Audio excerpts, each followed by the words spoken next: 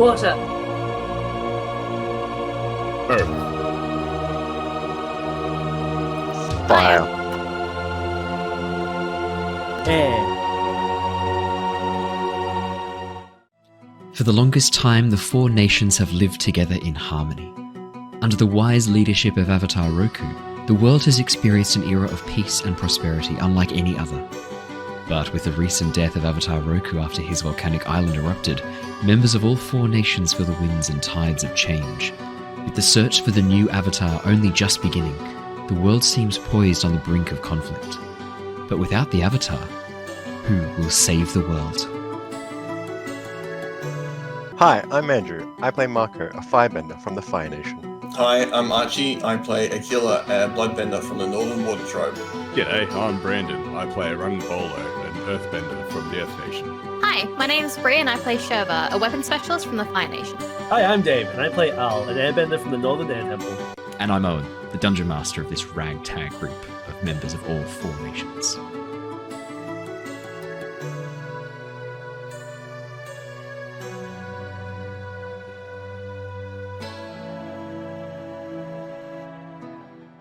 Hello! Hello! Welcome back, everybody, for a very, very special episode. Not only is this a very special follow-up episode to our Avatar Legends campaign, Embers of War, it is also a special celebration of our 1,000 subscribers on YouTube. So thank you so much, each and every one of you who hit that subscribe button. You are all bloody legends. For those of you who have not yet hit the subscribe button, I've got some good news. My eyes are covered. Family. Quickly hit it right now. My eyes are covered. Quickly hit that button right now. Done. There you go. Perfect. All good. You're a bloody legend. Easy as that. Super easy.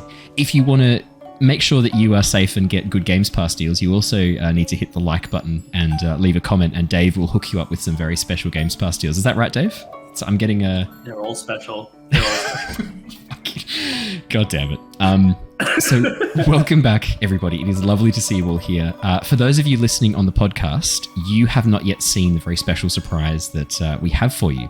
But we have a very special player rejoining us tonight. Ali, welcome back. Hello. You've got to say noises, otherwise the podcast, like genuinely, they've got no idea that... They're like, Do she's you not think I've been back. doing this for long enough? I see someone's messaged in chat, no Andrew. That is Andrew who has messaged that in chat. Andrew, you could be here right now. All you have to do is eat faster and you could be here right now.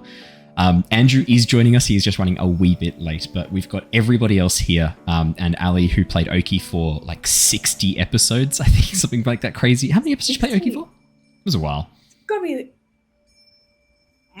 Yeah, a number of episodes. It is lovely to have you joining us back for the Q&A special, which is perfect because we did have some questions submitted specifically for Oki's character, and I was like, well, hopefully Ali's going to join us, otherwise I'll just make this up again and we'll just figure it out as we go along.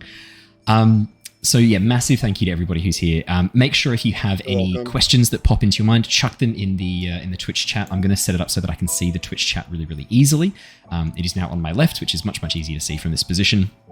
What we're going to do is any questions that come through that you think of, chuck them in the chat. Otherwise, I've got a whole list of questions that have been submitted by some lovely viewers that I will go through today. If there are questions that you have at the end of this or at any point during this, chuck them in the comments section of YouTube. I promise I will answer every single question that comes through. Promise. I'll answer everyone.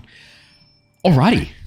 I'm just going to put Yep. so What's many text on? dumb questions in your comments. You You're can- going to have to answer every single one. That's okay, because that means there's 2 comments per one of your dumb comments, which the YouTube algorithm sucks up like bin juice by an ibis. So, Does that work if it's a bot as well? please don't use bots. please don't use bots. Please, friend. Please, friend. Now, I wanted to start off. This is a question from Captain Britain. This is a question that I wanted to start the stream with. I think this is a you really guys come good. here often? That is the first question. Amazing. No, the first question I have is for each one of you, which I will go through right now. What was everyone's favorite part of the campaign? I think it's fair that we start with the people who were there for the entire thing. So, Dave. Good question. Thanks, Colin. Before I answer that, you wait. Can you hear me? Yeah. Okay, yes. Did you disappear for a bit, Owen, and then come back, or was it just my end? No, it was just made you. disappear? So I was just talking over Owen, was I? I apologize. We didn't It's okay. hear you. It's okay. I don't think it came through. So you're all good, man. Okay, so it was my end. Cool. Yeah. So what was my favorite part of the campaign? What was your favorite part of the campaign? Okay. Well, my favorite part of picking up Avatar the Last Airbender itself was like the tabletop RPG part of it was like less combat and more social interaction. So it was very persona-y in a sort of way, and like that was cool. So learning the system was fun, really fun. And so the first few episodes have a special place in my heart because they were like getting to know you guys and like doing some fun stuff. But I think my favorite incident is a draw between the wheels barrow. Sorry, mate. That was just good. That was still early in the campaign. It was still like having a vibe about where we were, and that was just like that's before any of the spirit shit happened. Thanks to Andrew. That was just. Oh, I'm pleased to announce I'm working on a piece of artwork to go on a t-shirt, which is Rung sitting in a wheelbarrow, Al behind him pushing, both of them looking a bit sort of like terrified as they're running along, and the wheel it has one at the front and then two at the back. I just thought that'd be really funny. I'm working on that character. I've been working on it for a while. I will definitely get that t-shirt out because I think I would like to wear that t-shirt. It's pretty funny. Oh man, the wheels barrow. I'm not going to have any text though. I think it's one of those things like if you know, you know. Or maybe look, I'd started it like drafting it out. Maybe it'd be better to have it as a comic strip where like Rung's looking at the barrow really confused and Al's telling off, "It's not a wheels barrow, you idiots." Maybe that'd be fun. Oh man. Yeah. Oh, one image is like a clean and simple like design to me. I do like the one image idea. Me too, and it's a funny one as well. I think I'm looking forward to doing that because it'd be cool to get some like action artwork of the characters, which I never got around to do, but there's been a bit of an uptake of some commissions. I've had someone commission 18 pieces of artwork from me, so I'm going to get very practiced very quickly. So it'll be good. This is good. I'm moving outside my comfort zone. I've gotten very comfortable doing static character portraits. It's going to be nice to do some more dynamic stuff as well. That'll be a good challenge for me. Any other favorite moments, Dave? That is a good one. Wheels barrow is good. Between that and the time when we're at the Rock. And I'm at the top of the stairs, and she's about to dob us in. And I was just panicking. I didn't know what to do. I had to do something to protect the others. Like, I tried to be as, like, gentlemanly as I could to begin with, to, like, prevent her from talking to the guards, but there was nothing I could do. So this is the panic, and then the choices I made after that, which Al canonically apologizes for in the campaign. Yeah, I think that was probably one of my favorite moments. Just the panic of not knowing what I'm going to do in a split-second decision that comes back to haunt me every time.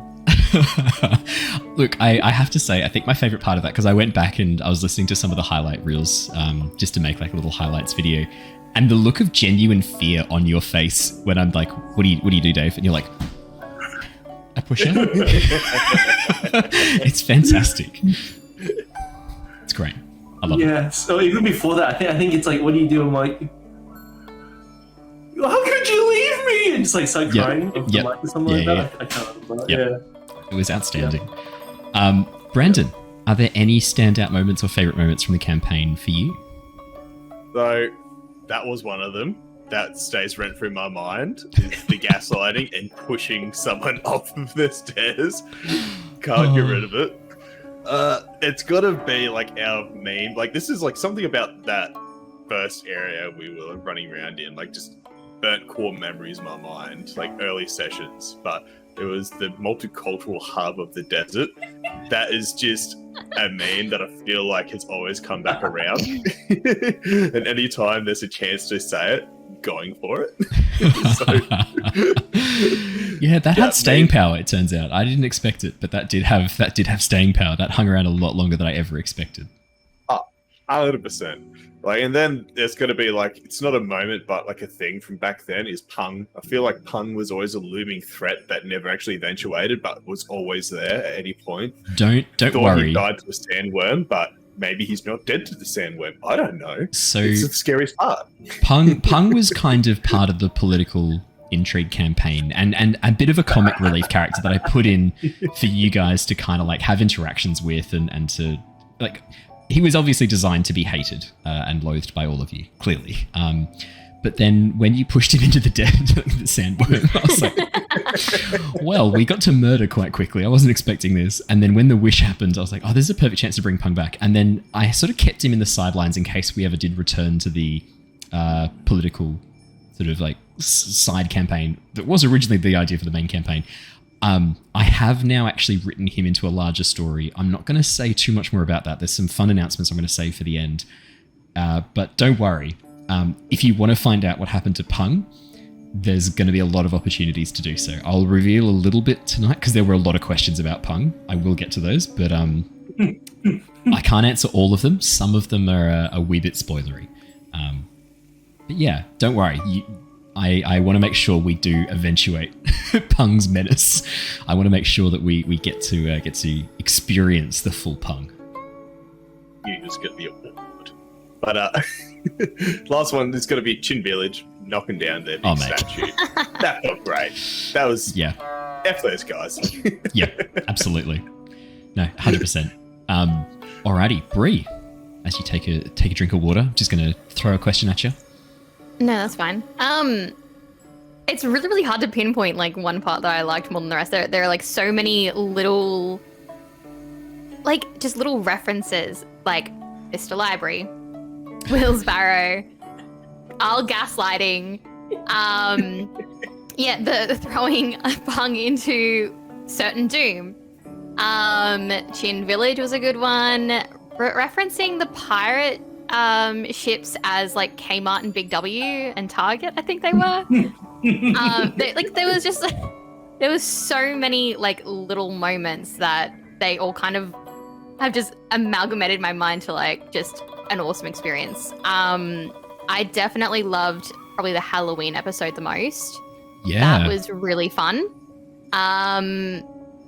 And I liked a lot of the more recent campaign stuff, more so because I felt like I was really getting into it and I was like getting better with the role play and the talking and all that stuff that I've never been good at. Like I used to love D&D because of the combat. You didn't have to talk. You didn't have to do anything. This is system, so different to that. This is all role play all the time. And the more that I kind of learnt how to do that, the better combats became, the better experiences became. And I feel like as a whole, we all grew a lot in that space. So I loved a lot of the later stuff, but I think the Halloween episode is my absolute standout. That was so much fun. Yeah, we've had a few people message back about the Halloween special. Given that I sort of threw that together in a couple of hours and improvised about 70 to 80% of it on the spot, I'm really stoked that you guys enjoyed it. That's fantastic. We will find ways to do more horror with Avatar Legends. That actually leads nicely into one of the announcements towards the end of our next campaign, which is going to be a bit darker than Book 1 Embers of War, which is interesting because we did manage to somehow make it quite dark. It's going to be a bit more of some more horror elements. Obviously, there's some. I want to play a game. No, puppets are creepy. Yeah, puppets are creepy. We've discussed this. Creepy. Speaking of puppets are creepy, Archie. No, he's busy. That's okay. Ali.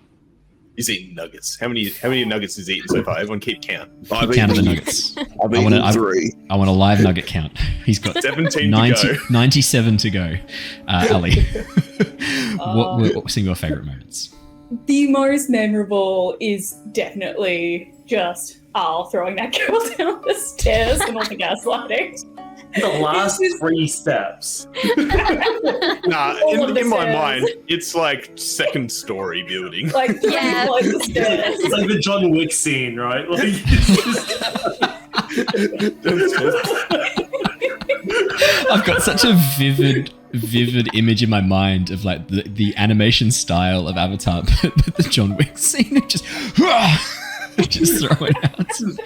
Oh my god. Yeah. Man, that's outstanding. like just overhearing the scenes with the Ember Island players where you guys are all just impersonating each other. I died laughing. Yeah, Those are good. don't panic. There will be loads more Ember Island player episodes. My plan is to have them kind of be like a midpoint in the campaign, or quarter point as well, because the fun that we can have with the Ember Island players is immense, and giving you a chance to mock your fellow characters by playing them is really good. Definitely, we will do more Ember Island players, and I have written up a little guideline for GMs who are running Avatar Legends on how to sort of like sort out that kind of session. It's not very hard. Like, it's just give the players a very rough idea of the Fire Nation's goals at that point in time, and then just give them the other players' characters, and that's it. That's all you need to do, and incentivize them. Give them inspiration points for ruining the other person's image in the public eye, and problem solved. But It really helped that you like set it up with the propaganda with me and Mako like early on as well. So like we'd already had that whole set of like, we know where this is going to go. We know what the Fire Nation wants. We know what they know. And then they just knew so much more than we thought they did. I was never expecting you two to rise so much. Yeah. Like to the Fire Nation propaganda machine. Moment. I thought you might give a little bit of information, but I never expected you to give that much. And the thing is, like, that information you gave them was key for them to actually get interested in the story, and then to work really hard at tracking down as much information as they could. You're all so welcome. Yeah, that was awesome. That was outstanding. I was kind of glad that I didn't make that session, because the entire time, like, I never went back and watched the episode, but I just loved the idea that there was this whole story that I physically wasn't there for, and it's just like rumors of what happened the entire like campaign. I'm just like, I have no idea what's true, what's real, what's not. Are they lying?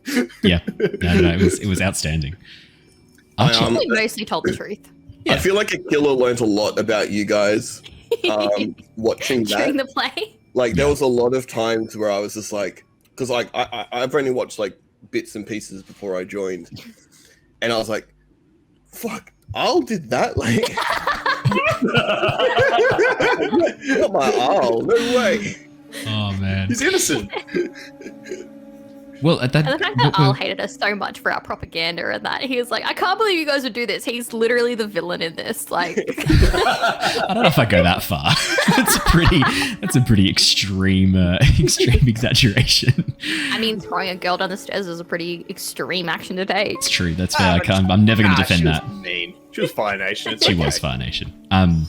Archie, what were some of your favorite moments, or favorite moments? You don't have to. You have to have multiples. You can pick one. Chin Village. Chin Village. Definitely up there. Yeah. Both times. Yep. Both times we visited. Yep. It was definitely a highlight for. I spoke with Andrew. We had planned to go and wreak havoc on Chin Village when we realized that time had paused and we could teleport anywhere. That was a joint plan. Yeah. Pro GM tip: don't do that. Don't pause time and give your players the ability to travel anywhere they want to travel. Don't do it. Yeah. Bad call. Bad call. We didn't do too much with it. No. Are you sure you want to do that? Let us. It's genuinely like, in that moment, I essentially was like, hey guys, no stakes. Be free. Whatever you want, baby. Which, given that there were stakes, and in that moment you couldn't exactly see what was happening, it wasn't great storytelling from my part. Ideally, what I should have done is, rather than have Yavu go to the Western Air Temple, I should have kept Yavu there so that you could see the growing threat. You could see him coming through. You could see the storm clouds opening up and see the damage he was causing, which I realized partway through that when Rung went to the Western Air Temple, saw Yavu growing in power, then came back and didn't tell anyone that was happening. That was the moment when I was like, all right, I need to do something about that. Welcome, Andrew. Beautiful mind blast. Oh, hey. Also, that was like, I'll just think back to it now. It's like, oh yeah, that was like, we got like the ability from Jumper. That was cool. Now look back at it. Pretty much. Yeah, pretty much. Yeah. No, that was that was something I learnt from. It wasn't great storytelling from my part, because it essentially unfocused all of you instantly in that moment, and was like, you guys, what are you going to do? You've got so much time. Like, don't worry about it. Not great story side. So I do. Considering the really rest of the help. campaign was like you have X amount of days until the world collapses, and then it was like, sorted. I kind of rolled lucky on that because it was like, oh yeah, like Brendan, you have no idea what the Western Air Temple is. Okay, picture it. It's like, okay, roll a 13 or a 14. It was a 14. It was the maximum possible roll you could have gotten. I see so many hands up. Let's do Dave first, and then we'll go to you, Andrew, because then you can tell us your favorite moment.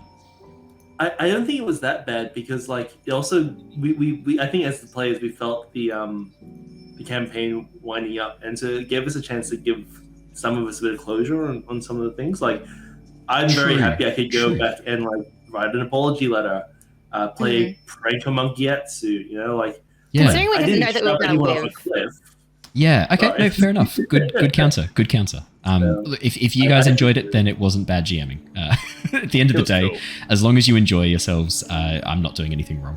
Is the vibe I go for. If you're not enjoying yourselves, that's the moment I need to rethink what I'm doing. Oh, that silence is deafening. Andrew, Sorry. would you like to Was tell I us meant to tell your that? My favorite bad. moment? First or of favorite all, moments? Just before that, like in that time stop air period, I had other plans as well. I wanted to go back to the library. Yes. Yeah, Um, you had like this whole training montage idea that you Where I were was like, doing. just no, because I'm like, Volunteer we chamber. don't know how to deal with a actual spirit god that like sort of doesn't want to be like it wants to actually stay here. So I was like, maybe we need something stronger, and that's the only person I know who might help. But there was definitely a sense of urgency still in the time stop because I still felt like we needed to do something quickly. Okay. I good. just Yeah, it's didn't know because what Owen it told was. us we had 2 sessions left. I also felt Yeah. that. We could have dragged it out, let's be honest. We Let's be dragged this out honest. for how many You sessions? didn't it was only going to be a Dragon 30-session Ball campaign. Z. You could just like Goku hide away in a planet somewhere in like a time. Like, It was a suggested time, Oh. like 2 Yeah. sessions. Yeah. Get into it. What is it? The time chamber or something like Hyperbolic that? time chamber. Yeah, the hyperbolic time Yeah. chamber. Hyperbaric rhyme chamber. I love DBZ abridged. Andrew, favorite moment. Okay, Willsboro is definitely up there. Yeah. I'm like, yep, that's up there. I wish I was Then that funny I'll intentionally, not just a I'll dick. throw me into the It's just when you're mean. Arctic Fox. Yeah, no, that was good. That was good. So it sounds like our favorite moments are when Arl acted very un-airbender-like. I also really enjoyed my first session messing up, telling my father what needed, like the message I said to my father, Oh, like being really vague with it, and I like. yes. It sort of sent the wrong message, but I knew what I meant, and it was just Yeah. a shit show, and I loved it. It's so funny you bring that up because that was one of that kind of relates to one of the questions, and I guess this is a good time to ask it. Let's do that question. What was the original plan for the campaign, the political intrigue one? That's from Tab U, and this question follows on from it, so I'm going to include this as part of it, which was what was the deal with the Dai Li? So both those questions are from Tab U. The political intrigue campaign was going to be very much a conflict between the Fire Nation and the Earthbenders, with the Water Tribe and Air Temples kind of being brought in towards the end as the Fire Nation begin to kind of expand and take a few more aggressive actions in their effort to get through the walls of Ba Sing Se. Originally, the only reference I was going to have to spirits was the Lion Turtle scale tablet, which was going to be a tablet for an earth spirit of some sort. At this point in time, I hadn't actually fully fleshed out exactly what that spirit was going to look like, but it was going to essentially allow the Fire Nation to get through the walls of Ba Sing Se, to access the tunnels underneath, to navigate through them using the spirit, and then get up into the outer city of Ba Sing Se. Obviously, that never happened. Because we had the campaign go in a completely different direction. The good news is this was a much better campaign in the end than what I had originally planned for the political intrigue campaign. I've gone back and rewritten a large section of that, ready to go for a future campaign. There will be a lot more with that. The message that you gave your father, Andrew, that Mako gave his father, beautifully set up a domino effect in that moment that actually would have eventually led with your father being blamed for the failure of the Fire Nation in that moment. And I was very, very excited by that. And your actions during that campaign could have pushed it further that way or returned it back to being on General Zhao. But when you guys like fled the Dai Li, when you escaped into the desert, and then when you ran away from the Earth Nation soldiers, like you were really painting yourselves as fugitives, which was so good and so damaging for your father. Yeah. Well, there was all those like wanted posters up everywhere. Yeah. About us as well. When I also though- fucked up and said the wrong name. So here's a massive spoiler. Marco, your father wasn't actually dead. General Zhao had taken him prisoner and was setting him up as the fall guy. You fucked up so much for no reason. One of my favorite reveals was that at no point was your dad dead. I didn't need to do anything. So no. Wait, so trust when you me. were playing mind games with him, saying like, what's going to happen when like you get like you fix this wish stuff? Like, is your dad really going to be alive? Like, he was going to be alive the whole time. There was nothing to worry about. Yeah. So Andrew had an existential crisis over that. I'm so sorry. So I had only like a full panic. only 3 people knew your father was alive. One was General Zhao and the 2 jailers who were keeping your father prisoner. The idea was that when you got to Ba Sing Se, there would be a rumor about a Fire Nation prisoner in a camp in Ba Sing Se, and that you would go and investigate and realize your father was alive. Obviously, that didn't happen. Other decisions were made. Angry. Nuke the city, I guess. So what? But your wish, I want to fix my mistakes. You can see why my immediate response was like, "Oh, okay, this could be interesting."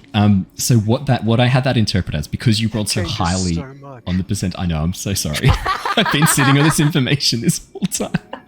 So what that information, what that wish did, was rewrite the conversation with your father. The mistake was actually it did 2 things. I had to actually do 2 things, and this was one of the other questions. Was what did the wish rewrite specifically? It rewrote 2 things because you specifically said mistakes, plural. So it was always going to be more than one. Yep. The first one was you following General Zhao to the Fire Nation ships. Yes. Rather than following him, you actually went discreetly. Rather than and you took Shurva with you.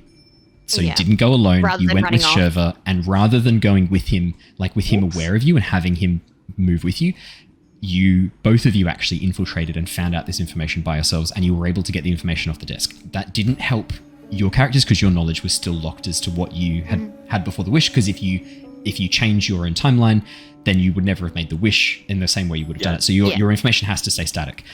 But it changed your conversation with your father. So now your father is warned about General Zhao and is able to avoid being captured by him because you've already pre-warned your father about this happening. Which is why your father, when he had that conversation with you outside the walls of Ba Sing Se, kept trying to hint and find out what you knew, but you didn't know anything. And so he ended up abandoning the conversation because he didn't know what to do. Because the conversations that he had with his Mako was different to your conversation. You see the shit I've had to have in my head for this? 5D chess you're playing. Oh my god. But so that was one of the big things. So they were the 2 main things that changed. The other minor thing it changed was you didn't pull the seat away from Pung. Oh. Which is why Pung never hated you and why your characters never fed him to the sandworm, because your interaction with Pung at the dinner table was far more chill. And so your characters never had motivation to just flat out murder a man. So that's why Pung... Okay, that's still debatable. His voice was really... Yeah. So rather than Pung getting cross and staying around longer, he left dinner when he meant to, rather than sticking around and complaining, and he never got caught with you. Yeah, okay. So that also kind of explains why when we met up with him later, he didn't have ill intent towards us. Yeah. He was just he wanted information from us, but he wasn't prepared to just murder us, kind of thing. No, and he didn't have anything. He had been fed to the sandworm and somehow survived that, which I think is what we all thought happened. He would have been much more... He would have murdered us on sight. Yeah. The other thing as well is that Shurva wasn't with you guys because that conversation with your father then spoke to Shurva and had Shurva doing some reconnaissance and trying to get some more information and trying to keep scouting around. Because in that moment, once he now knows that General Zhao is potentially working against the interests of what he sees as the interests of the Fire Nation, he then needed Shurva to go and get some more information for him and to go and start speaking to some of the guards around the place and to warn them that there might be an attack by the Fire Nation. I was just never at that dinner. So you were never at the dinner in the What in the did our October timeline. original bodies know then? What did they find out? Too much. That is a very good question. Yeah, a bit of extra information. Of mostly just Shurva and Mako, because I assumed that you wouldn't have just shared this with some random teens that you met at the kiddie table of. No, we were the so hesitant to even talk to them in that first instance of. We were like, keep it all silent. That's probably one of the big ones I've been sitting on for quite some time. That does feed into what were the Dai Li up to. The Dai Li were in the process of launching a coup to try and take control of the Earth Kingdom. The Dai Li had a bit of a read through the lore, and it sounds like that ever since Kyoshi, the Dai Li kind of started losing their way pretty rapidly, and there were numerous times where the Dai Li kind of seized power and took control of things that they never were supposed to do. They ended up actually getting rid of the Earth Sages at some point, I'm pretty confident. That was the Dai Li who were responsible for that. So the Dai Li were essentially making a grab for the throne. Obviously, that was doomed to fail because in the normal history of Avatar, when the Fire Nation attack the air nomads, that kind of rallies the Earth Kingdom soldiers and gets them much more on the defensive, and the Dai Li lose their opportunity to take control of the throne. But this was the beginning of the Dai Li's plans, and that whole political intrigue campaign was going to be the Fire Nation and the Dai Li working against, with each other, betrayal, backstab, kind of playing off each other to further their own goals. Both of them having the goal of take Ba Sing Se and rule over the Earth Kingdom. So same goal, but different strategies for it. Not to say we won't explore that in a bit more detail later on. As I said, I've got some fun announcements for the end, but yeah. Did you guys have any questions in relation to that, or should we move on to the next one? Is your question, do I have any other big bombshells that I'm sitting on? Yes, I do. Yeah, obviously. I do. I'm still wrapping my head around this, don't worry. It's still... Nothing mad. Sorry, another thing. Wait, Ali? Go ahead. I was just going to say, was all this timey-wimey stuff, was that all planned from the beginning? Or Fuck no. No. Oh my god, I was never sitting there expected that. shitting my pants when Andrew's like, never undo my expected that. mistakes. I'm like, oh my god, he's making a time wish. He's He had making to a rewrite the goddamn entire time campaign wish. one night. All because Yeah. I thought my father was dead. You're like, I'm going to start a new campaign. It's going to be fun. Quick thing. We're going to try out this Yeah. whole Avatar Legends thing. Casual yada, 6 yada. episodes. You know what? I'll drop the wish spell in there, but they'll ask for like cake or sandwich. So the whole wish thing. This is a question that I can answer now. Actually, no. Look, I'll get to this later. There is a question about the whole wish thing and how it was set up. But no, at no point during any of the sessions up until the moment Andrew said, I wish to undo my mistakes, did I ever plan on there being anything to do with time? Did I really ever plan on there being anything to do with spirits? The whole whale spirit of the desert and the fish spirit, that was a throwaway bit of set dressing to get them interested and engaged with the world. I genuinely just put it in because I thought it would add a bit of like depth to the world. And I thought, I love the idea of this like ancient desert that was once a coral reef. And so the spirits still remember it. And maybe in the spirit wilds, it's still an inland ocean. I thought, that's cool. Andrew, I see you have a question. So I was totally not expecting any of that. And then when you threw it at me, I was like, I'll take the shot. Because I was just expecting there to be like spirits like tossing like little bits here and there and be like, it's going to have something maybe to do with the future. Or this is what my character's now interested in. That's where they're going to go with their future. I didn't. It And then was you never threw the in. whale at me, and I was like, awesome. If you bait a small hook, you get a small response. If you bait a big hook, you get a big response. It turns out. I never ever intended it to be anything other than this is a kind of cool, interesting bit of background. And then because Andrew was so interested and so excited in it, I was like, well, I'm not gonna. I need to reward this. Anytime the players showed any interest in anything, I immediately doubled down on it because I was like, great, fantastic. You guys are interested. Let's explore that area. Like, because it's their story, not mine.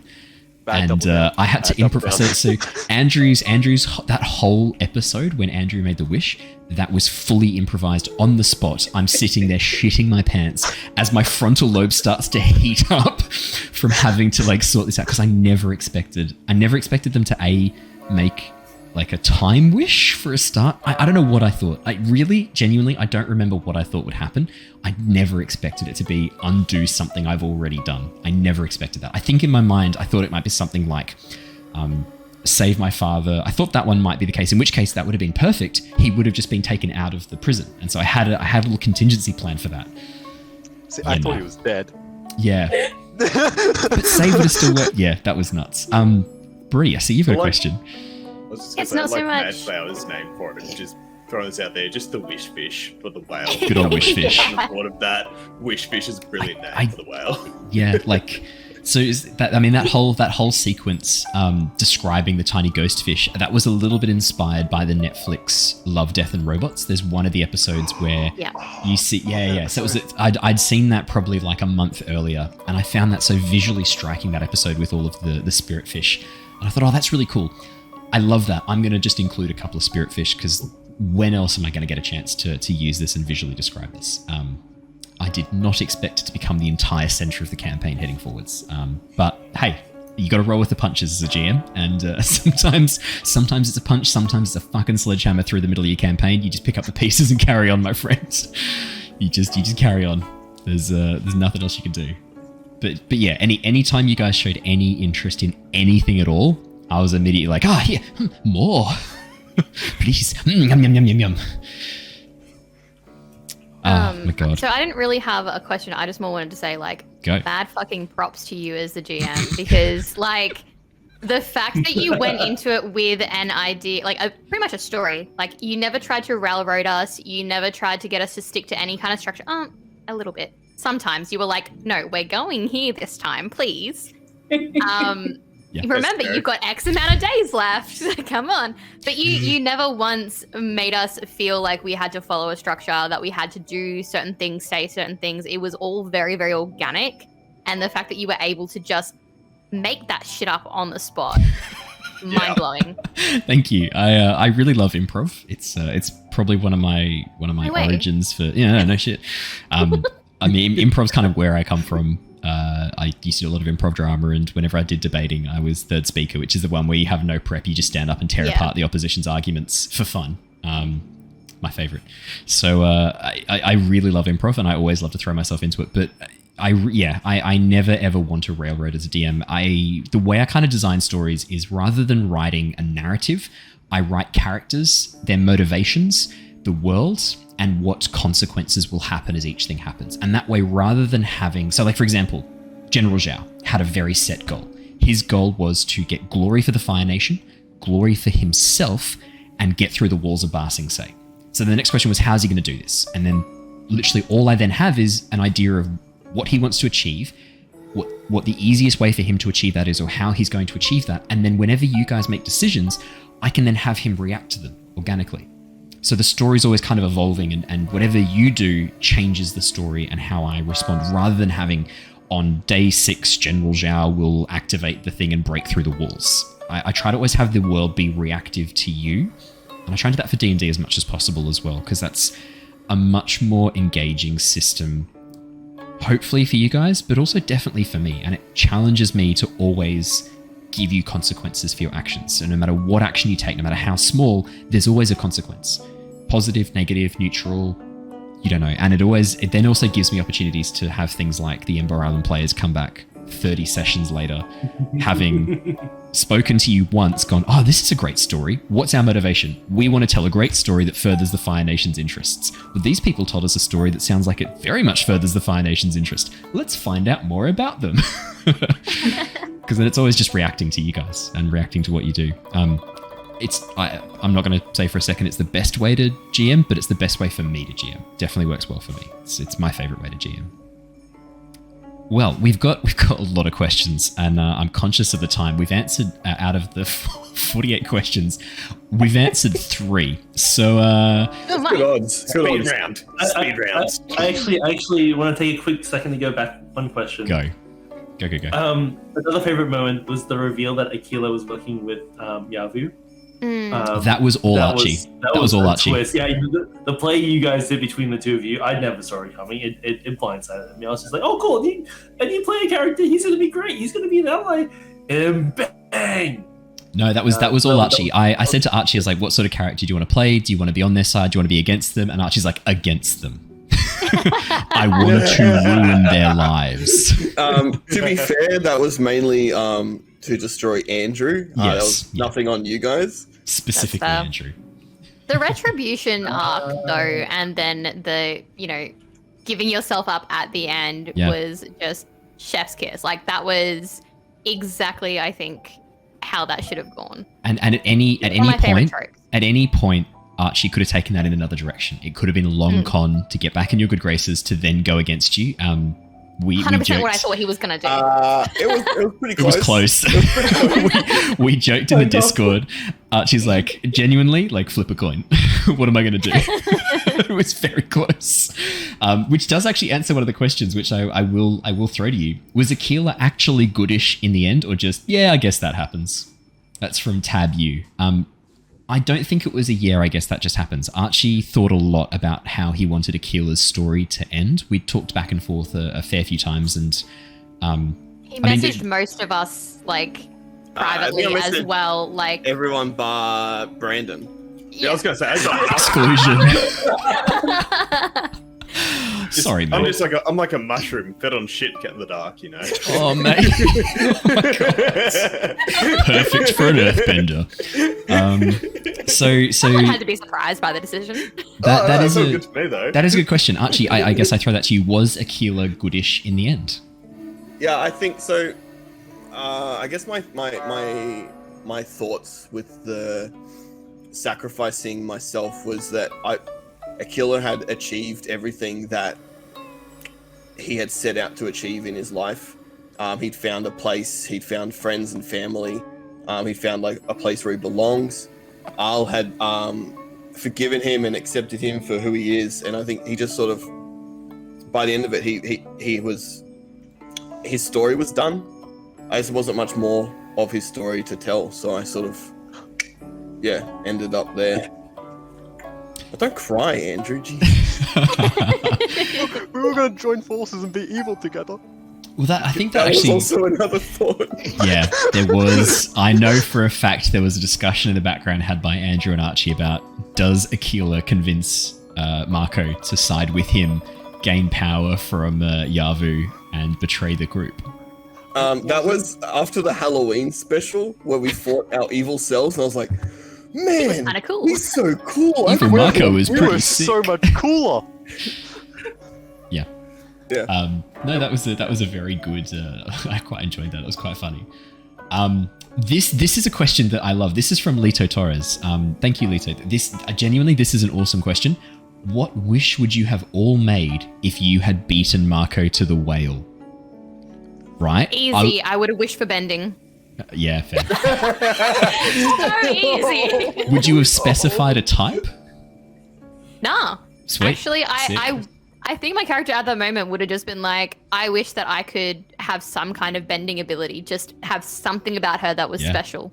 Oh, but your skills, real good. Your skill is what made you special. The thing is, though, anyone, the longest whip in the West. Skills. Like, anyone can learn those skills if they put in the time and effort and the training and that kind of thing. And that's how she became who she was, through time, effort, discipline, like training her entire life. You can't train bending if you don't already have it. That's so true. And That's a good imagine point. if she had all of those if she had bending of any kind and then also those combat skills, unstoppable. Fearsome, yeah. It was very much the difference between like Mako and Shurva, who like Mako had no training, discipline, no discipline, but it was still just there. And then there was Shurva, who was very well disciplined, lots of training, and like kicked ass, but didn't really. Ordinary. It's the euphemism for white male privilege. You just bought it. Yeah, it was. It was very much like, here's the golden spoon, take it. Like, Shurva's over there trying to like shatter glass ceilings. Like, can't do it though because she hasn't got any fucking bending to get up there. Like. Yeah, no, that's Bender's world. I'm being booed for a pun I made in chat. Madflower said, I'm a sucker for a non-bender, and I responded with, you mean a soccer? Oh, come on. That's Fuck outta funny. here. It is canon. You guys don't have a sense of humor. So, Brandon, what would Rung have wished for? This is A better badge of authority? A higher authority? yeah. He didn't know his current badge wasn't very good. At that point, yeah, it's a good point, actually. It was broken. Also, change for stuff. A bigger I don't coal know. mine. If Endless I coal. was gonna say like he'd probably just want like to be like the chief exporter of coal for like the entire Earth Nation. Like his family would just be like the monopoly of the Yeah. entire Earth Nation's natural resources. That'd probably be his thing. You take So a out that selfless crappy wish. village next to him. Yeah, a selfish wish. Full capitalism. We know it's all good. It's like Oh my sometimes- It's how like sometimes communism's okay in the right aspects. That sort of stuff. Fashion dictatorship. I'm as just Rung like I'm believes. playing Brandon Bingo Jesus. right now, and I'm just waiting for him to mention that corruption's really good. I've just got my bingo scorecard ready to rock and roll. Pay for it. Jesus It Christ. really greases the palms of some people because it helps everyone. So Rung would have been Cogs like an economy must early move. Varric. You would have been like that generation's Varric Oh, from yeah. He would've- Legend of Korra. Yeah, he would have been like he would have been just as dumb as rocks as like Varric or something like that. Who Full would have ego been- confidence. Varric Maybe was- Henry Ford. Varric was a good inventor. Like he wasn't dumb as rocks. Varric was very clever. He was just a bit of a what's the word I'm looking for? Himbo? Egocentric. Yeah. Something like that. Yeah. Well, he was like any very very rich white man, basically. Like, he wasn't He white, must- but Elon Musk. he somehow channeled it. Yeah, Elon exactly. Musk. Yeah. Exactly right. He probably Archie. would have gone for that route. Yeah. Yeah. Archie, what would Aquila have wished for if he had been there? Let's say probably in just, this Aquila's there for this. Yeah. Wait, probably is this Redemption Aquila answering this, or is this like Aquila of that time period? Ooh, good question. Oh yeah. What? Two very different wishes What would was be made. happening here? So this at this was point, when the very wish was early. being made, Aquila was practicing his bloodbending and had just attacked Oki's sister. Oof. Oh, yeah. Remember that one, Ali? Forgot about that. So maybe what I should ask is what would Redemption Aquila wish for? We've had a suggestion from chat. Mossy Otter suggests more puppets. Living puppets. Living puppets was basically what I went for with the whole bloodbending. Bloodbending. Yeah. Yeah, that's why I went for puppets. Yeah. A little on the nose. Kind of went well with how much times you used bloodbending, it turned out towards the end. If anything, it was a little more on the nose when Yavu literally had strings like a puppet. Yeah, maybe. I just look. Why waste a metaphor when you can hammer your players over the head with it? Yeah. Had to make sure the Earthbender got it. Redemption. Take the Michael Bay approach. Yeah. What's that? Show don't tell, but Michael Bay is blow up. Don't show, don't tell. Yeah. Do you have a think? I can give you thinking time. I don't have to pressure you. I mean, you only had all the thinking time of Rung telling us about capitalism, so. Yeah, but that was like I wasn't listening. I'll be honest. Someone trolled I Everyone's doing it. think at the start it would have been for my mum to appreciate me. Oh. Yeah. Okay. Fair enough. Because we had that sort of Yeah. that whole We thing. didn't really get to explore that very much about your relationship with your parents in the end, but no. No, we didn't. But that was one of the reasons that Aquila had turned to Yavu was because he just felt like he never could live up to the expectations of his parents, the expectation of his society, and so when Yavu offered him everything he wanted in exchange for just a few simple favors, it looked really attractive. And then by the time Aquila realized he was in too deep, he was already wrapped up in the strings. He was tangled at that point. A little It too late. explains the redemption a lot, though. Like, you finally found some people who were willing to accept you, Yeah. unlike how your family could. Like, we obviously didn't know that part of it. We were just like, he's hanging around. Oh, He feels bad about Oki's sister. Like that's some it. sort of parasite. I was sort of there like, oh shit. Giant leech. I What? was there with him. I was like, Ali. with Aquila, I was like, someone who also fucked up, and I relate to that, and that's how I sort of saw it. And I'm like, cool. If he can do well, I can do well. I definitely saw him on the same wavelength as you, and because of that, like, I had the instinct to protect him. because he was basically the waterbender version of you. Pretty much, yeah. But a bit cooler. A little bit. It'd be cooler. Use puppets. Dave, what would Al have wished for? Yeah, I was thinking about this. Yeah. So Al was just happy on an adventure with people who he was becoming friends with. Yeah. Honestly, Al also respects balance, unlike Mako, and probably wouldn't have wanted the spirits up. So I'm gonna cop out and say Al would have probably not made a wish. Yeah. Sounds about But right. if you had Boring forced him, answer. he would have probably wished for facial hair. Which is perfect timing because your artwork has just appeared and you just have that bum fluff that I drew for you. We've had a good suggestion from chat. Madflower29 coming in. Al would have wished for more mango tarts. Yeah, probably. That's Yeah. I wish airbenders could have hair on their head. I just wish. Full Just the mullet. face. Just the face. Yeah, I yeah. get just face. And it's not just airbenders, And it's just Al downstairs was too. able to growing at the age of 16. Ali, what would Oki have wished for?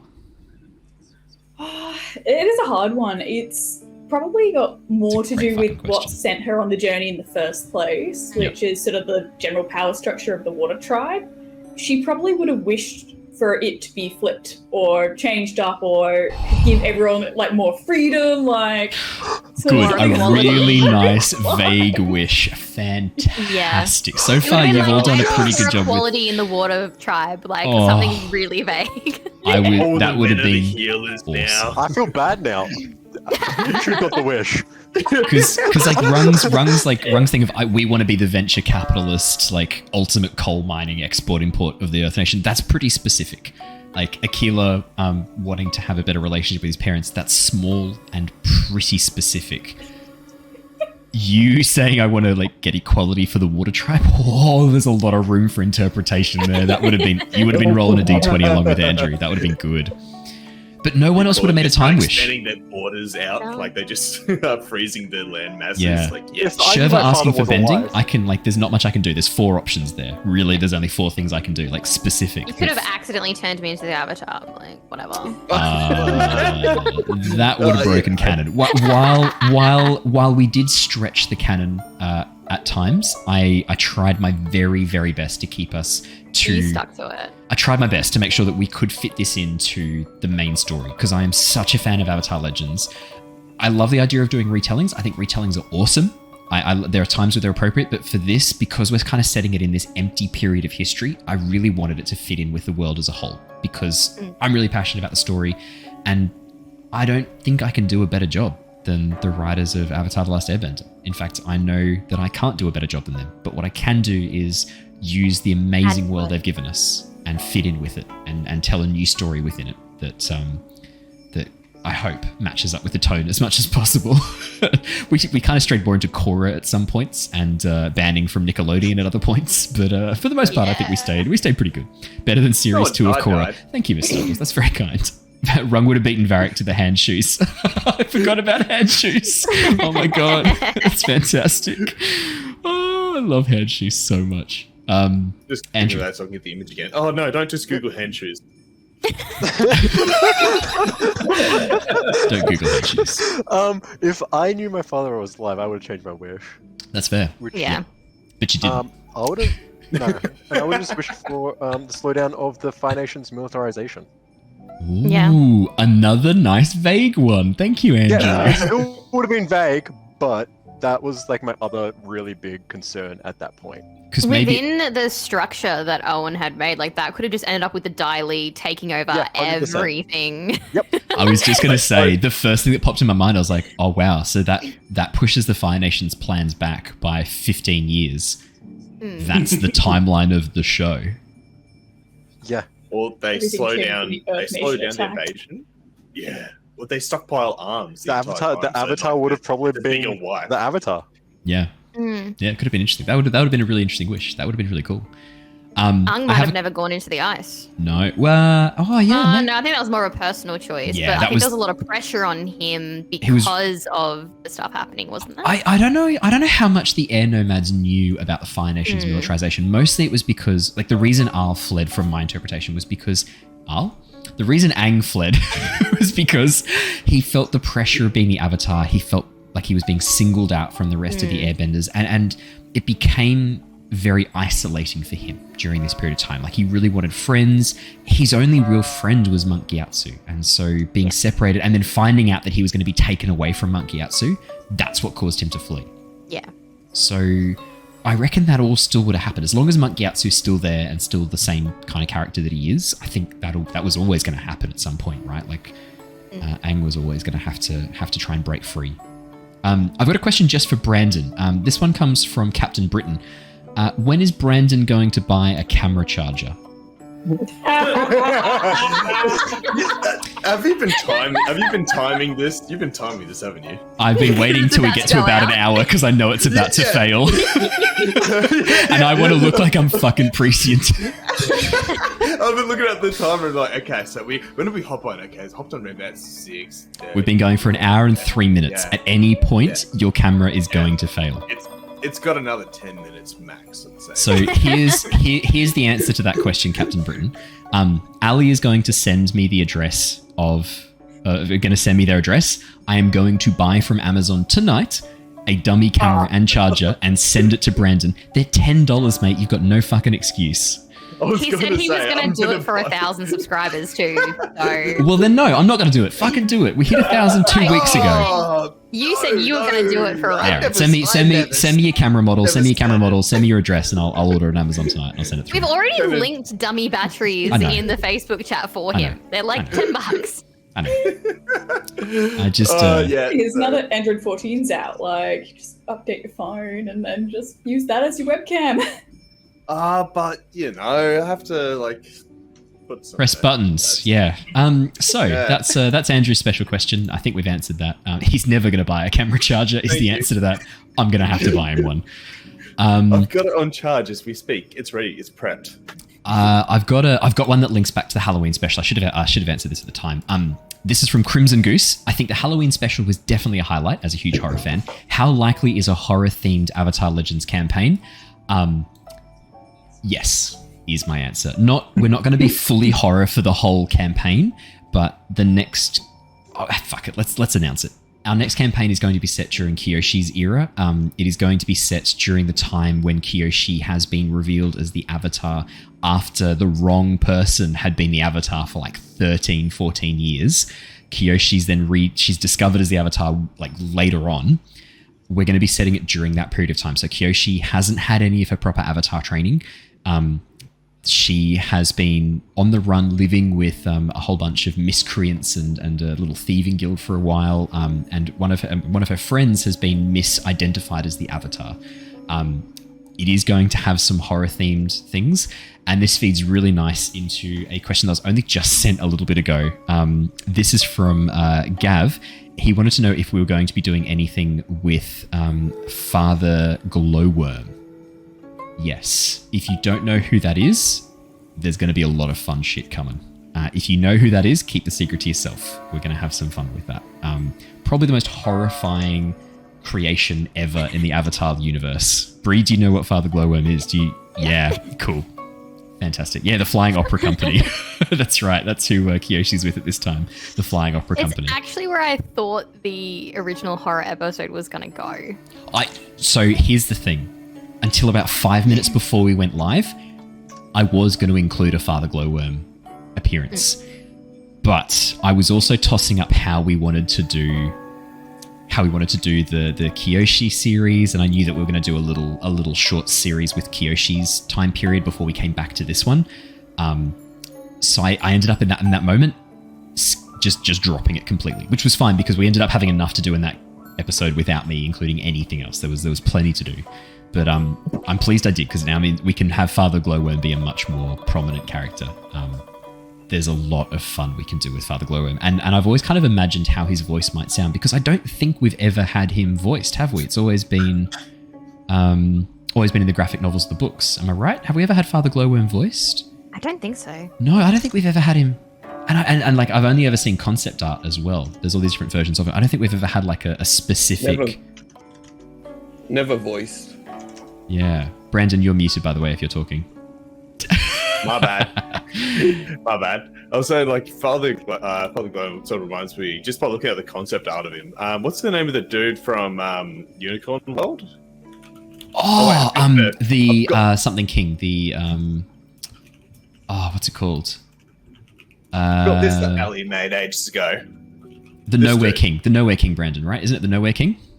The Nowhere King. Yeah, that's how I'm sort of picturing about. Oh, like, that is sort of face. sick. Ali made the Nowhere King. It's like, we did get a graphic novel appearance. Yeah, I thought we got a graphic novel appearance of Father Glowworm. It's we've definitely never heard him voiced. I've been playing around with what he might sound like voiced. It's so funny you bring up the Nowhere King, Brandon, because I kind of imagine him as being this very like charismatic but sinister figure in the way he talks, because he's convincing, right? Like that's one of the things that Father Glowworm is good at, is convincing people to work with him. So yeah, best villain theme song, yeah, absolutely. So yeah, we'll there's going to be some stuff with that. I don't have I haven't announced the name of the next campaign yet, but it's going to be a short campaign during Kyoshi era.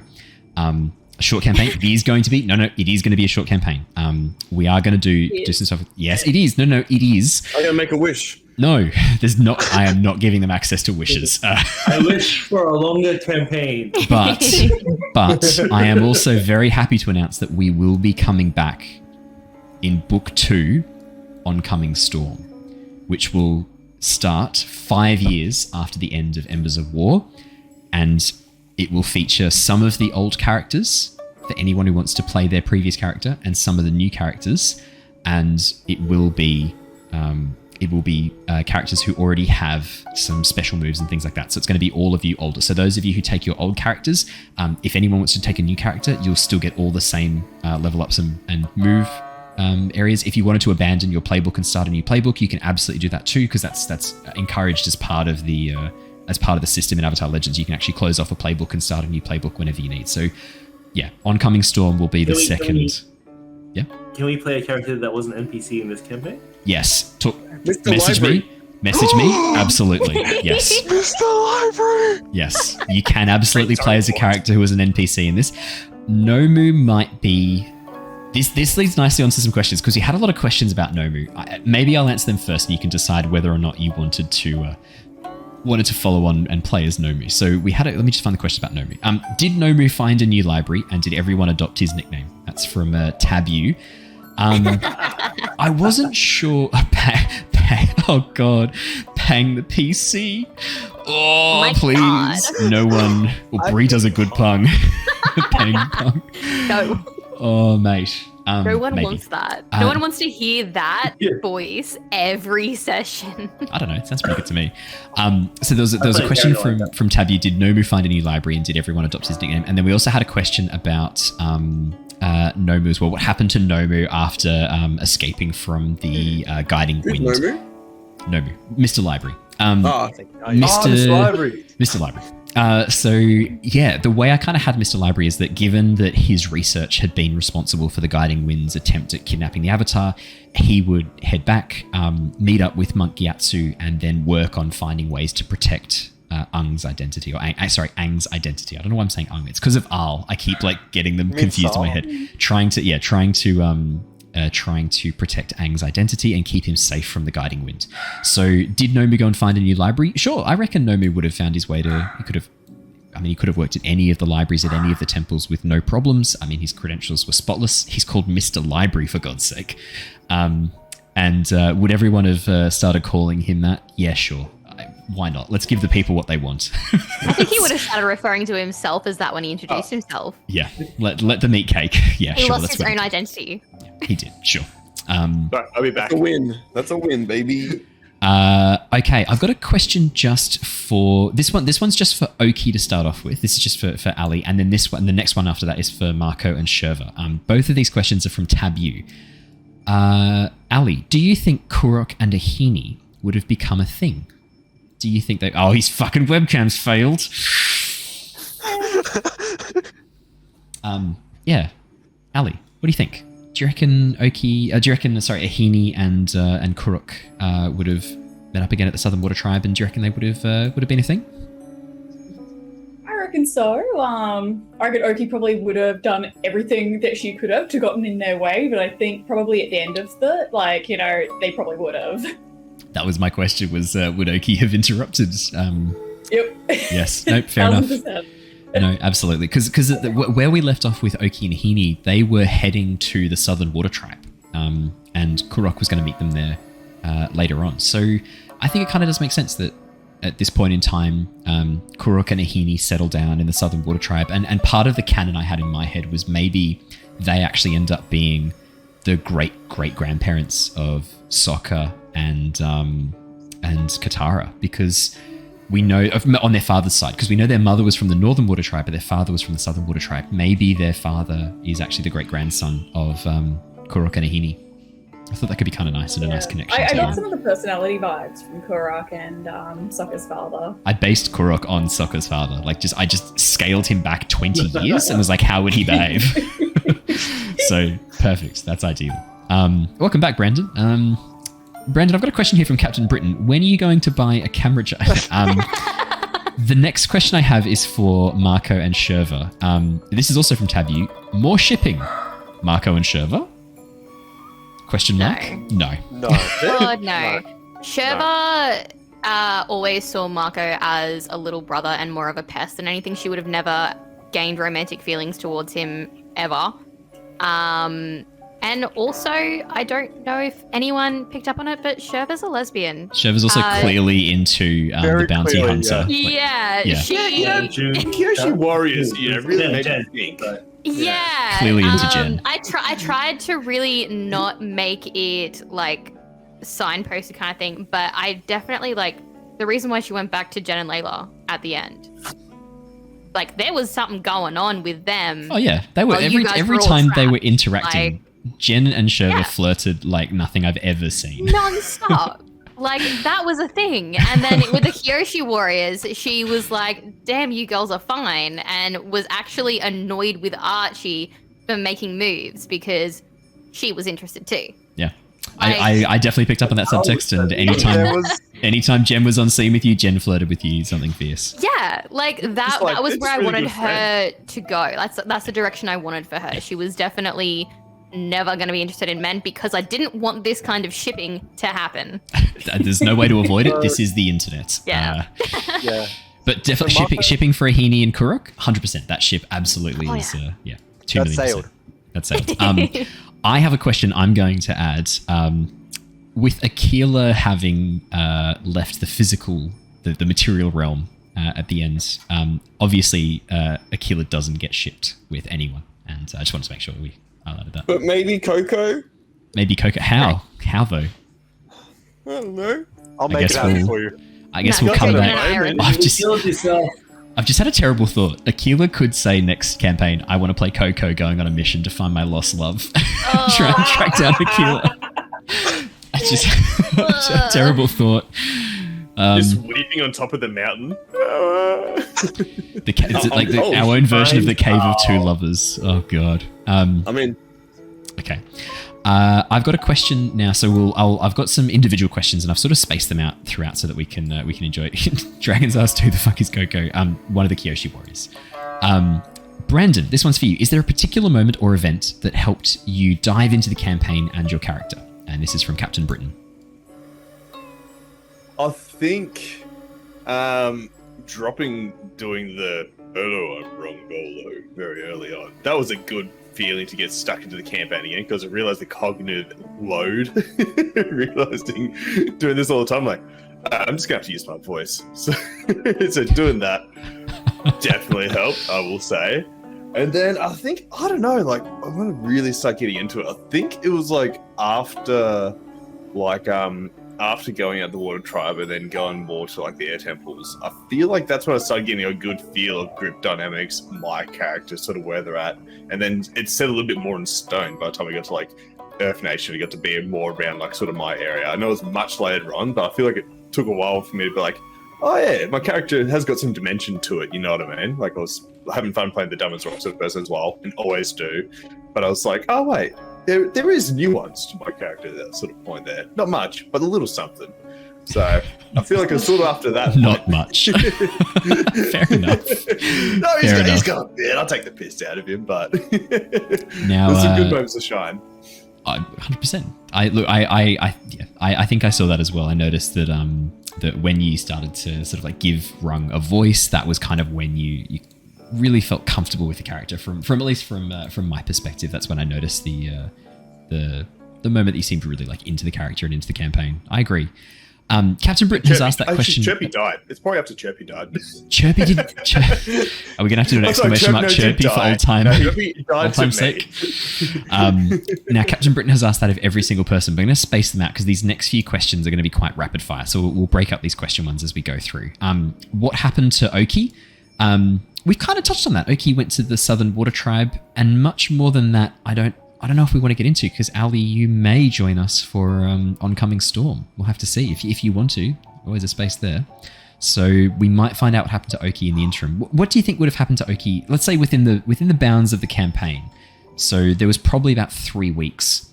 Oki had 2 weeks traveling with Ahini, then 1 week in the Southern Water Tribe. What would Oki have been doing? She had the compass. She had the compass, yeah, because they then didn't have it, and the map. And the spyglass. Yeah, all the important things, really. Yeah. I think just all of the above would have been used. It's like I'm imagining like Ahini and Korra, like, you know, they're on a boat together sailing off. Like Oki is like chasing after them, just sort of like the deviant interfering character, like in all the you know, sort of animes where there's, you know, that one person trying to interfere. Yeah, just a lot of comedy, probably just being an absolute pain in the ass. Nope, absolutely fair enough. Perfect. I think that answers that question nicely. Excuse me, Daddy. Oh boy. Yep. Just a question for Oki. Yep. Did Oki ever forgive Aquila? Oh, I knew that was coming. I knew that was coming from a fucking mile From off. where she left it, like, forgiven in the sense that he helped, you know, during that fight in the Water Tribe. For the sister stuff, probably not. Yeah, fair. Yep, fair enough. But what about if you knew he was dead? Celebration. The next question was, what happened to Oki's sister? I'm actually going to leave that up to you, Ali. What do you think your sister would have done? I don't know, like, I'm trying to remember her name too. Actually, I meant to actually pull this before. What was her name again? It was It's fine, she's alright. Right. Oh, one arm. Blank on her name. One arm. One I up. can see her going on similar to that waterbender character in The Legend of Korra, where she replaces the missing arm with the waterbending. Yeah. Whether Cool. she goes completely off the rails evil or not is up to Owen, but... Oh my god, what if she like is actually the ancestor of the waterbender from Legend of Korra? What's her name? The one who has the octopus arms. Oh man, that'd be cool. The name was Karoya. Korra? Karoya. Starts like a new art of waterbending for Yeah, that's awesome. prosthesis. I mean, Mad given Flower. what was done to her, it would make sense to go on a vengeance arc. Madflower's comment was pretty sure she's learning to live with one arm. Minghua, yeah, Minghua was the Minghua was the Legend of Korra waterbender. Koroya was the waterbender, was Oki's sister. That was Oki's sister's name. I'm pretty sure. I think you're right, Koroya. And then yeah, Minghua was the Legend of Korra character who had the water octopus arms. And then the last question was from this is all from Tabu. What happened to I? I was obviously the sandbender who has played when he helps you guys out. I was a lone sandbender. I'm going to say that for the next little bit, he kind of kept out of much trouble. When he saw the explosion at the Siwong Rock, he would have investigated. I kind of had in my mind, if you guys did get lost or stuck in the desert, I might find you again. But you did a pretty good job getting out of there and navigating your way out. So I never had to sort of bring I back in to help you guys out. I'm going to say that I arrived at the Siwong Rock maybe a day or two after the explosion. You guys were long gone at that point. He explored around, realized that something quite monumental had happened, and then went and found the sandbenders and warned them of the oncoming problems that they were going to face, and then tried to help protect the sandbenders and work with those who were part of his tribe. I'm going to say that's what I was up to during that time. So thank you, Tabby. Why are you talking in third person? Yeah, strange. It's weird. What? Am I? Because you're saying I. Right. Yep. Thank you. That would not be. That's not third person, mate. That's first person. Yep. Get Oh, your I said? get your shit sorted out. Andrew's got a question. No. Hello. Did Jeb Jr. ever just become Jeb? Did he follow through with that? Even Jeb Jr. Young Jeb. Young Jeb. Did young Jeb Old follow Jeb. through with our plan? Did he use the knife I gave him? Yeah. I'm gonna We had leave some that messed up. up things. I'm gonna leave that Yeah. up to the audience. Whatever you. Yes, Archie. Just quickly, it wasn't young Jeb, it was old Jeb. There was Yeah. We were trying to You're kill right. We young wanted Jeb. old Apologies. You wanted to kill old Old Jeb, Jeb so there was killed just Jeb. Jeb. You're right. Because he didn't want to be young Jeb anymore. No, it wasn't. No, It wasn't old Jeb. He old wanted to kill Jeb young wanted to Jeb. kill old Jeb Old more. Jeb. Yeah, he Yeah, wanted to old kill Jeb. young Jeb, so who Yeah, just only took Jeb. 30s, Yeah. I'm gonna leave it up to the audience's mind. Whatever you think Jeb did or did not do to reclaim his name is what happened. Canon. Mainly because I don't think there's First any comment. impact. First comment is what First happened. There was old Jeb and Jeb. Okay, well, that doesn't. I don't think he followed through. He fucked up. Whatever the first comment is what happened to Jeb. That's a good question. Are Ruler and the fisherman in the Seawong Oasis brothers, related, connected spirits? Question from Captain Britain. Yeah. So, originally the old man in the desert was just a bit of set dressing to throw out the information about the spirits. Every town has a crazy kook in Avatar, so I thought this could be the crazy kook for the Oasis, the Seawong Oasis. Originally, obviously, I had no plans for this to be the entire focus of the campaign, but yes, afterwards, I did, in my own mind, kind of retcon a little bit how that old man fit into the story, and very much so it made sense that he was actually a representative of Yavu, helping to steer the characters towards the oh no, the first comment is Jeb grew up to run for president of the Earth Kingdom but lost to King Obama. Oh my god. I guess that's what happens now. It is interesting because we did have a question asking, what happened to Pung? Fingers crossed he's now the Earth King because that would be too funny. Two people asked that question, Michelangelo and Tabu. Sorry, it's Obama. Here's a fun thing. We actually don't know, as far as I'm aware, and I did a bit of research, we actually don't know any of the Earth Kingdom monarchs during the 100-Year War. So, No. technically, there is space for Pung to have become the Earth King at some point. Is this going to be part of the focus of Book 2 Oncoming Storm? You bet your fucking copper bottom it is. Definitely, I am going to explore more with Pung. I still want to incorporate some of the political intrigue stuff that I've reworked since the first couple of sessions. There's no better way to do that than with Book 2. So yeah, possibly Pung could have become the Earth King. At the moment, there's no canon saying he couldn't, so we'll have to see in Book 2. How long do Earth Kings and Queens live for or reign for? Depends how long they are not assassinated for. Okay. So it could be 50 years, could be 2. Yeah, look, Pung might rule for his entire life. He might only last a little bit before his entire life ends. Tragically falls ill. So our ruler and the fisherman in the Seawong Oasis related, Captain Britain? Yes. I ended up kind of changing it around so that the fisherman, the old man in the Seawong Oasis who told Mako about the fish, I ended up kind of reworking that as being Yavu's influence. That was an agent of Yavu. Fitting quite nicely because Yavu did have a lot of agents anyway, and if anyone's going to want immortality, it's a man at the end of his life. I figured that was a good promise for him. Question from Crimson Goose. What would have happened if the party attempted to fight the whale spirit during their excursion to the Seawong Desert?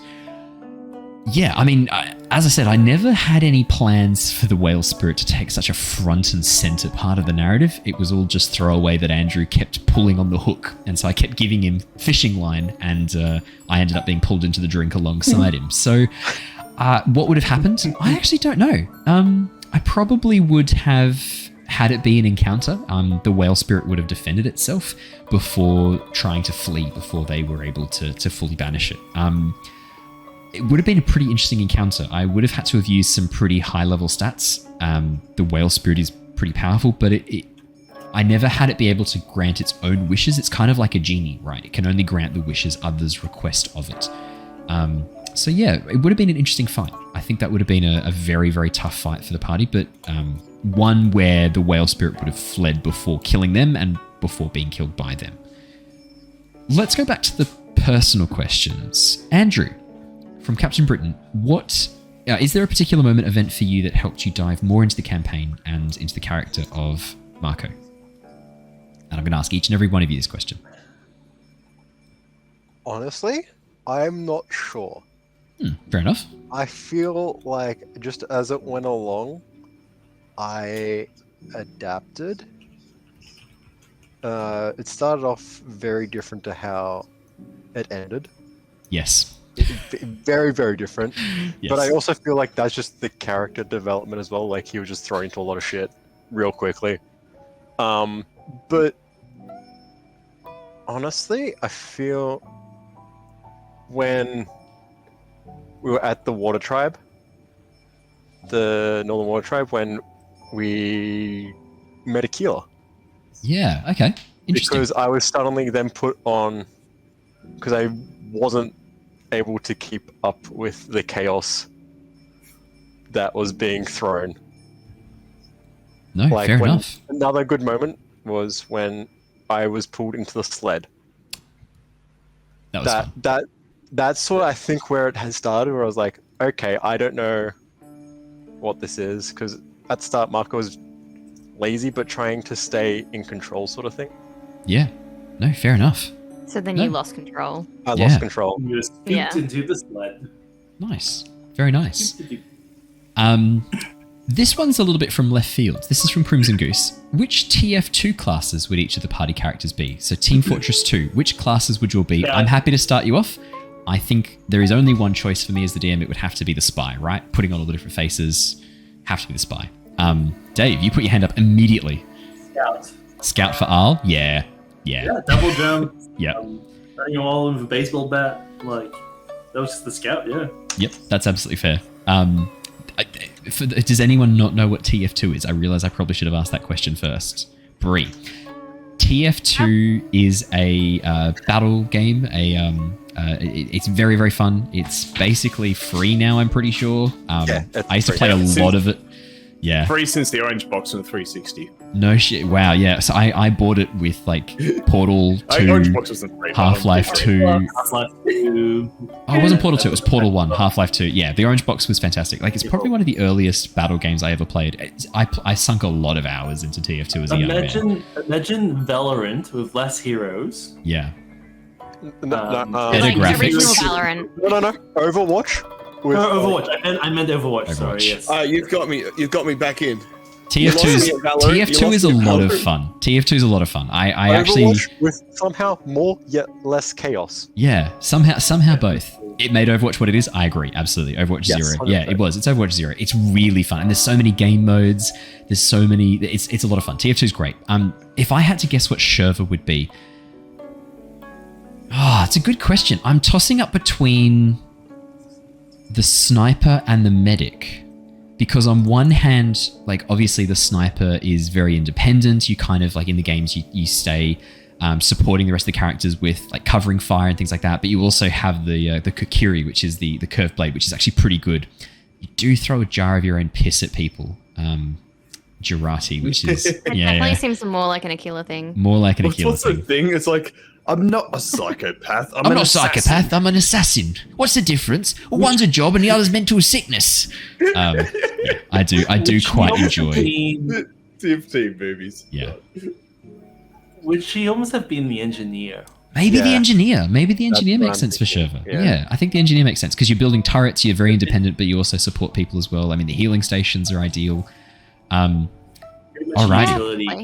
Archie, Who's sapping my century? yeah. Archie also doesn't know TF2D. So what would Aquila be? Aquila's probably a spy as well, to be honest. I'll be fair. I was just reading them, and I just thought it was either spy or medic because of all the I would have almost called him the demo man. Yeah. Oh yes, Demo Man. I love the Demo Man. You don't do anything small. It's always big. Yeah. It's I'm a wee always Scottish big Cyclops. Big and flashy. Yeah. Mako. What would Mako be? Easy. Pyro. Pyro. Yeah. Done. You got your beanie, everything. You're ready. So easy. Oki. Set everything on fire. Uki thinks of herself probably along the pyro line, but in reality, it's probably more close to the medic. The medic. Well, Yes. medic is just as twisted, don't you worry. He But lost if you his ever designs called 6 Oki years a ago. medic to her face, You'd see the the- pyro. Pyro The on you. medic's, See the the medic's pyro side, syringe yeah. crossbow, though, is one of the most powerful weapons of the game. Like, it's nuts. It's just, it's... I would have hybrided her with soldier as well. Yeah. Just kind of like Soldier well medic, balanced. yeah. Like again, just like just jack of all trades. Yeah, master Good. of none. Good question. Completely out of left field, Rocket Crimson jump. Goose. It's a great question. Rung? I genuinely had Rung, never Rung, thought Rung about is the heavy, right? Rung's the Rung's heavy. heavy. There's no question. We Yeah, didn't even need to there's answer no that question question. We about know that. Rung's the heavy. It was either We didn't even have to pyro talk pretty cool, but it was. You are always so heavy. small. Who touched my gun? Yeah, that's it. Who touched Sasha? Who touched Sasha? Who touched my gun? Oh my god, that's the best. That's a great question. If you don't know what any of these references are, type in TF2 meet the into YouTube. Just watch them all. Just watch them all. It's a good time. They're all great. They're great. There's no bad meet the. The pyro one is one of my favorites. Oh yeah. So good. Happiness and rainbows and unicorns. Yeah, that was great. Alrighty. Ali, was there a particular moment or event that helped you dive into the campaign and your character? Probably around the area of the Seawong Rock. Not particularly any event, but I think more just I think a lot of the other characters were also sort of coming into our own. Like we were all sort of figuring out a little bit more, who they are, what they sort of do and stand for and stuff, and just sort of making sort of decisions, I guess, like rather than just sort of, oh yeah, okay, it seems that we're going to go this way. I'm going to go along with that. Yeah, that's when you sort of like were able to stand up, make some calls, direct where Oki would want to go, and yeah, absolutely. I definitely so see what that. sort of things does she stand for? Like, Yeah. I wondered if it maybe was when you met up with the Water Tribe members outside of Ba Sing Se at the ferry. I wondered if that might have been a moment too that really helped, because I noticed at that point, like, it gave you a chance to really dive into your history with the Water Tribe. Yeah, definitely. Which always helps to ground characters. That was one of the things I do regret in this campaign, was I didn't start you off grounding your history early enough, partly because we were learning the system and I didn't want to overload anybody, also partly because I was learning the system and there was a lot that we were figuring out as we went along. We were using the quick start rules for the first, I think, 15 episodes, so then everything Didn't they changed, and then the Roll20 sheet stopped working, and then we found the amazing Beyond Legends character sheet, which is fantastic. That saved us a lot of time and energy getting onto that, but yeah. I think it was good that way because, like, also because we're all getting used to the world. Really, we all had an image of what our characters were at the start, and I don't think they ended up that way. So, I think it was better than going too rigid too early. I think you're right. Yeah, I think you're right, and it was good because the quick start rules were very, very vague. Like, I don't know if anyone's seen through the quick start rules, anyone who's watching, but the final published Avatar Legends RPG system. It's very nice. It answers a lot of questions. There's nothing left to interpretation. The quick start rules were great, an awesome starting point, but there were a lot of times where stuff would kind of like systems would interact and there was no guideline on how to rule it. And so I'd just be in the moment being like, this way. I shall call this now. And then the final rules came out and I was wrong. So it was nice to have the full published material. But then again, like I know a few people have asked us how we run our combat. Yes, our combat is slightly different to how the rules are written, mainly because that's how we started running it with the quick start guide, and I really liked it. This was something that combat I've been talking. was very wishy-washy in the quick start guide. It didn't give a lot. Didn't give a lot of information, but so I ended up doing a bit of a hybrid D&D system, which we've actually carried forwards and has worked really well. When the full rules came out, I kind of refined our combat style to be a bit more like Avatar Legends, but our systems, I don't know if those of you remember, but we would apply conditions pretty much straight away at the next moment. Part of the reason I did that was so that your actions felt like they had immediate consequences. If you stunned someone, they were stunned. Boom. Like if you did something, it happened immediately. So there was this immediate like choice reward to kind of keep you guys engaged in the combat and also to keep the combat running. And it meant that I didn't have to remember a whole bunch of stuff and then monologue for 5 minutes at the end of every exchange being like, Shurva runs up and flicks her whip towards the enemy during the evade and observe stage. Then during the attack and advance and attack phase, Mako fires some bolts of fire. Like And so with how we're going to do it heading forwards is we're going to stick to a bit more of a hybrid style system. The statuses will apply at the beginning of the next round, but we're going to do little summaries at the end of each, like evade and observe, advance and attack. And I can never remember the name of the last one. No, it's defend and maneuver. Defend and maneuver. Thank you. So we're going to be still keeping our own kind of spin on the combat, but it's still going to be the Avatar rules. It's just going to stop me monologuing, which is kind of how it is set up a little bit at the moment. Like I guess you can open it up for the players, but it is good that we have a quick summary of what's happened in each exchange. Something that D&D does really well is that each person does something, it happens, you move on to the next person, so you have to come back and recap. Whereas with Avatar Legends, I think the way it's kind of designed, you do have to come back and recap sometimes, which I don't love. It kind of breaks the flow a little bit for me. So we're going to try out this new system where I do a subtle recap. So for example, let's say Oki does a defend and maneuver. She rushes forward and creates a water shield and then freezes it into ice. Shurva then gets behind with her whip and does the ready action to help give herself a +1 for the next round. Like, I'll just describe a really quick thing after you've both described your moves to finish off the defend and maneuver, and I'm going to do it as the NPCs take their action. So it's part of the NPC action is you guys doing your actions, and the NPC will always be after you in those moments, and they will then have your effects sort of woven into their moves in their story to kind of keep it flowing. You started doing that. I was playing around with it. You're all good. I was gonna say, I think it was like the finicky thing where it's like, say, like I do a thing which is gonna stun someone, and then say, I'll choose something that's gonna stun them as well. Then he's like, oh wait, like I didn't want to do anything else in this playset apart from stun. That was weird thing. With me and Rung, our moves sort of lined up a lot with status effects at the end. And it was like, because we just did different, like defend and move and attack, but they did the same thing. We're like, oh, okay, what do we do? Yeah. So something as well we're going to do a bit more is also talk through your moves, because all of us are used to D&D, right? Where you can't really, it's considered metagaming to kind of talk through what you're doing and what your character's going to do. It's actually not for Avatar Legends. Avatar Legends is designed around you guys talking through your moves and working as a team. So I will kind of encourage that a bit more as well as we head forwards, and it's just getting used to it because we're so used to D&D where you can't tell with people. Initiatives.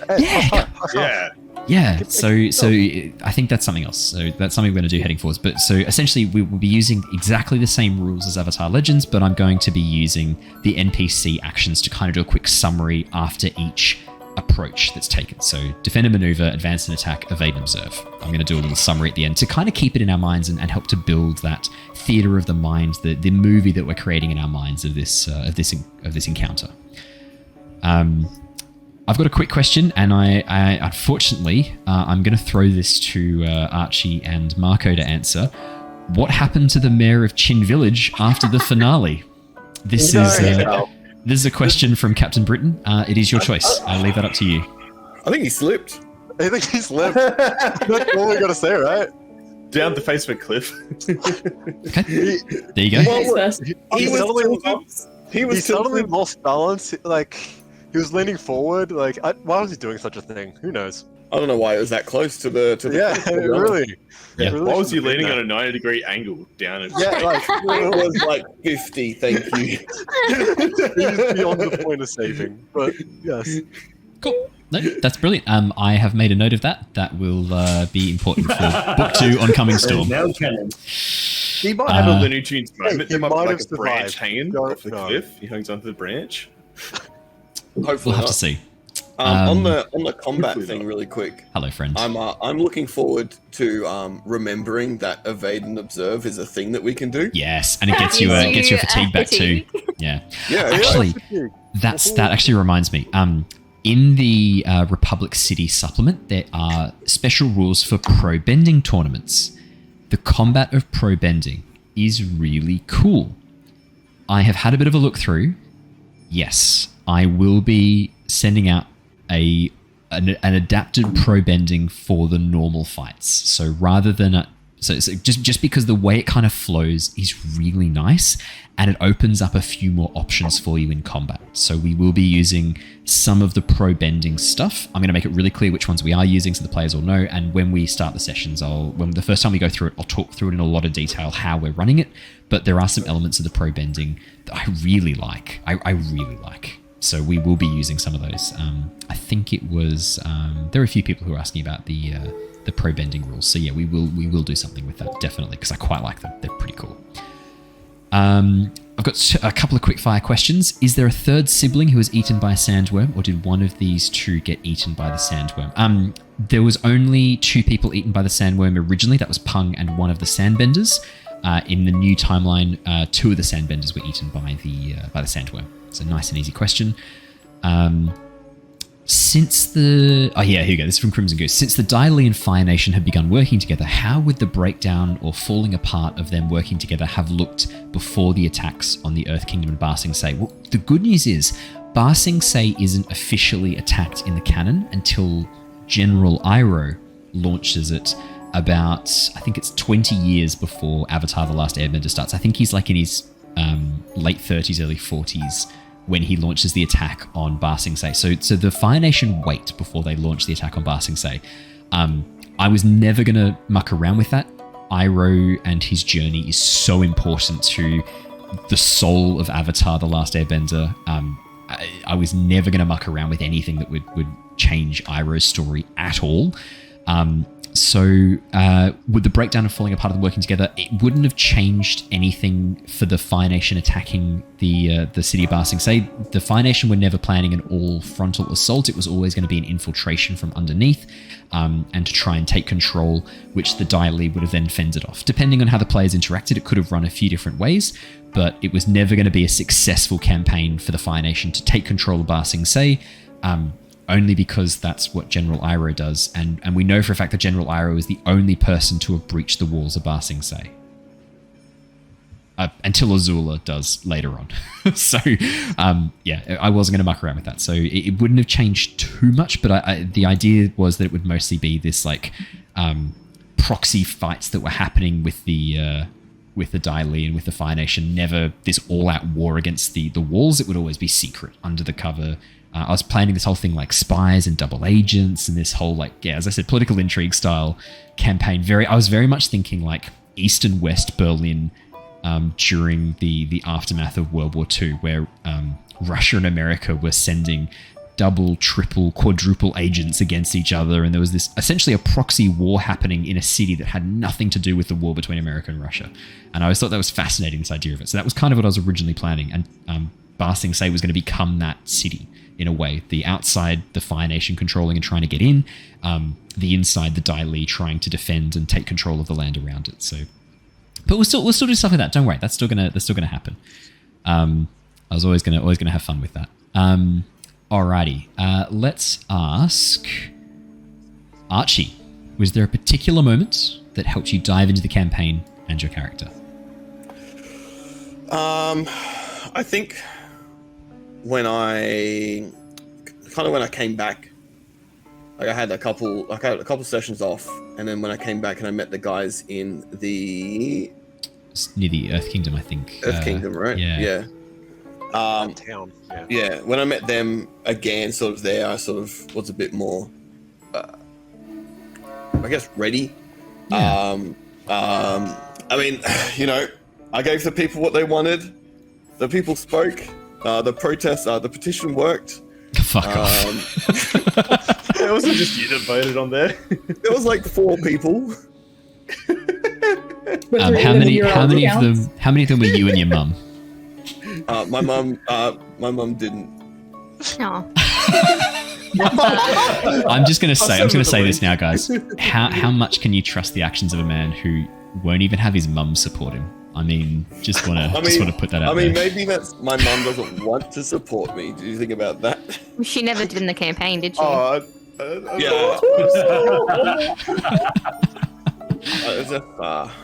It's easier to work with what you got in real life, I think. Oh God. Okay, now not touching that. Move on. No, but I think like around that sort of area. Is this the art that you've turned your pain into? Is Aquila the art that you've... Yeah, exactly. Yeah, cool. I thought so. Yeah, I think around there, and then sort of after the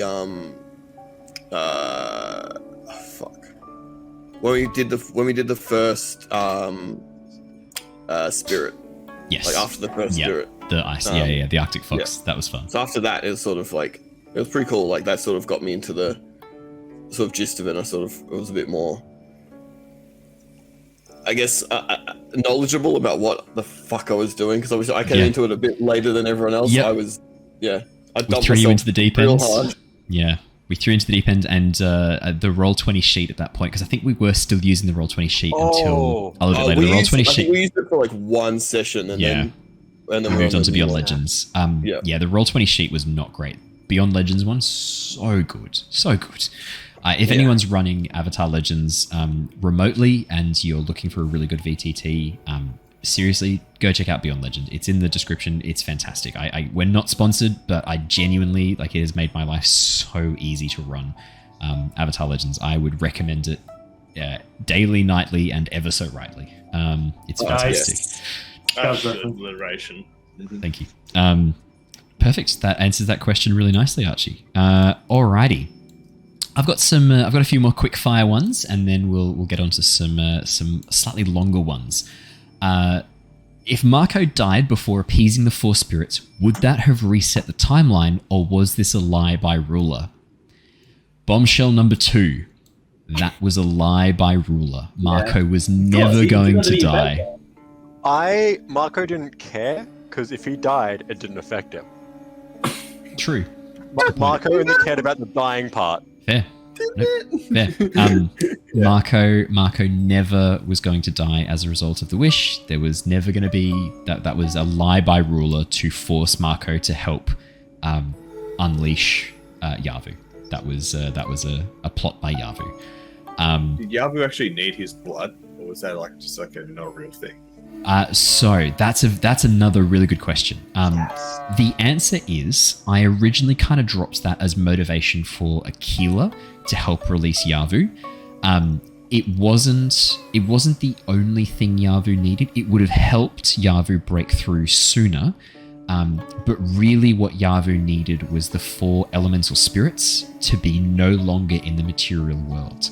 So this is part of a larger question. I may as well answer this now. This is a big question. So fuck. We thought we were doing the right thing. No, this is good. This is good. Fucked this up. This is great because you were doing the right thing, and this is where Yavu's very specific plan kind of plays out. Archie, you got a question?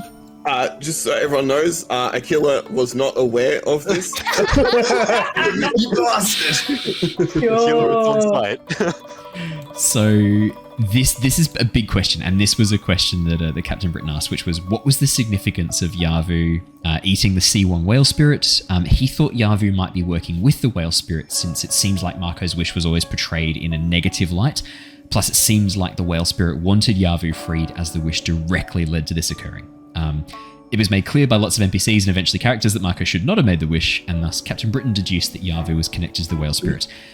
This is a great question, and I can see how you saw the connection between Yavu and the whale spirit, because there was a connection. So, would you all like to know Yavu's master plan and how the four spirits entered into this? Because I had to bring in Yavu after I'd already had the 4 spirits designed, because Yavu was only brought in when Archie joined as Aquila and wanted to do bloodbending, and that's when I had the idea of a dark spirit. So this was very much brought back in kind of what would have been like mid-campaign, genuinely in the middle of the campaign. So it would have been episode 18. Yeah, so that was normal campaign. That was fun. I've noticed. Welcome, Western Arc. This is the Q&A special we're doing at the end of our campaign. We have just finished the full campaign. This is going to be heavy spoilers. I'm going to edit in for the YouTube and podcast a quick message about how heavy spoilers there are. Genuinely, this has been a chance for me to drop all of the bombshells I've had hidden from the players during the campaign, all the things they never quite got to. So this is heavy spoilers. If you did want to watch the series spoiler-free, I would recommend jumping off right now and going and watching the series first. But if you want to join us for a bit of fun, we're going to be having loads of fun discussing it. And if you're not someone who cares about spoilers, I personally don't. So I'm never affected by the spoiler tag. Doesn't worry me. You'll see me have a mental breakdown. I think it would be funnier to watch this, get all the spoilers, and then see how badly we're screwing up throughout with all this extra knowledge going like, you never had to make that wish, you idiot. Someone Watch me panic now, then watch me panic then, and realize none of that panic was worth it. Someone pointed out. I think it was Facus Jacus pointed out on the YouTube episodes. I make a certain face that he deduced was when I knew something the players didn't know that I found very, very funny. Yes, absolutely. I don't have a great poker face at the best of times. This is the face. I've seen that before. There were a number of occasions where that face was pulled. This is one of the big ones. So Yavu's plan. Yavu couldn't break through into the material plane until the walls between the worlds were weakened. Obviously, Avatar 1 sealed the spirit world and the material plane apart so that spirits couldn't easily cross over. Some spirits could, but they could never fully manifest in the material plane in the same way since the portals were closed. So, what he needed was the barriers of reality to break down. One of the ways to do that was a blood sacrifice at the North Pole or at the South Pole, which just so happened to work out quite nicely with his access to Aquila, a bloodbender. However, it couldn't just be anyone. It needed to be someone with a connection to the spirits, a very strong connection. Yavu's original plan was to convince Aquila, once he got strong enough, to sacrifice himself to allow Yavu through. That is another reason why he went after Oki's sister, the other seer. He was hoping that that would be enough, that she would be connected enough to weaken the walls. That's why he had Aquila go after Oki's sister. When that failed, he then had to get Oki, hoping that the next seer would be more malleable and someone who could be used to work with him, which is why Oki was then brought to the North Pole. Yavu's plan changed, however, when he felt the walls of reality weakening when Mako made the wish. At that point, the 4 elemental spirits were pulled back into the material plane. However, they're not going to allow a dark spirit to cross over. So they had to go before he could fully push through. One of them alone was enough of a threat. All 4 of them, monumentally damaging to him. And there was still the whale spirit too. When the wish was made, the whale spirit was shunted back into the spirit wilds. Yavu still needed some of that power. But if he was to attack the whale in the spirit wilds, he would polarize all the spirits against him. It would be this massive force against him, and he would reveal his hand and be annihilated. So Yavu had to wait for a very specific moment. The moment when the material plane was no longer protected by the 4 elemental spirits, and the whale spirit was unguarded by the spirits in the spirit world when it had crossed back into the material plane. So Yavu needed you 4 to succeed, to get back. Because of the wish. Originally he didn't, but once Mako had made the wish, Yavu then had to react to that, and had to change how he was going to... Yes, Bree. What would have happened if we didn't make the deadline? What would have happened is the wish would have unwound, the whale spirit would have been pulled back into the material plane, the wish would have been undone, and you would have found yourselves back at the Siwong Oasis just before Mako made the wish. So literally nothing bad would have happened. We would have just... I wouldn't say that. There was still a lot of pretty dark stuff that was happening. And at that point, remember, Yavu can still break through because there's the 4 elemental spirits aren't in your world. It just would have been a different method of getting through. So I kind of had a couple of different ways this could go, where you reset back to just before Mako makes the wish and Yavu breaks into the world. And Aquila finds himself at the North Pole, nowhere near you guys. By himself with Yavu. And at that point, because Aquila wasn't there for the wish, Aquila isn't going to be in the same position as the rest of you. It's going to be Aquila as he was in that moment. So you wouldn't even remember. It would have been evil Aquila. Aquila helping with Yavu. But I didn't want to force a character choice onto Archie, so I was very pleased you guys didn't have that happen. It would have been a conversation with me and Archie being like, hey, how comfortable are you with Aquila going back to being evil? Given that you were... Done it. Yeah, cool. So yes. Campaign would have just been another 30 episodes. Yeah. I hope that answers both questions. What was going on and with the whale spirit and Yavu. The connection was tenuous. Yavu needed the whale spirits. Let me rephrase. Yavu didn't need the whale spirit's power, but he was very happy to take it. He was very happy to take advantage of that. But the whale spirit didn't know about Yavu, had no idea what was going on. The whale spirit's much more animal-like. It doesn't have the intelligence of some of the other spirits. Loser. This relates. There's a huge question by Michelangelo, which is what changes happened as a result of the new timeline. Were there any we missed in the show? Yeah, I had written down just a few to prepare myself. Can I see Liv crawling into the? She's trying to sneak in so hard. Come in like Solid Snake. I love you so much, Liv. Needs a Liv. box. I love the camera just pans. For podcast listeners, Dave's lovely wife, Liv, crawled through the door. However, the way Dave's positioned his webcam meant she was literally center screen.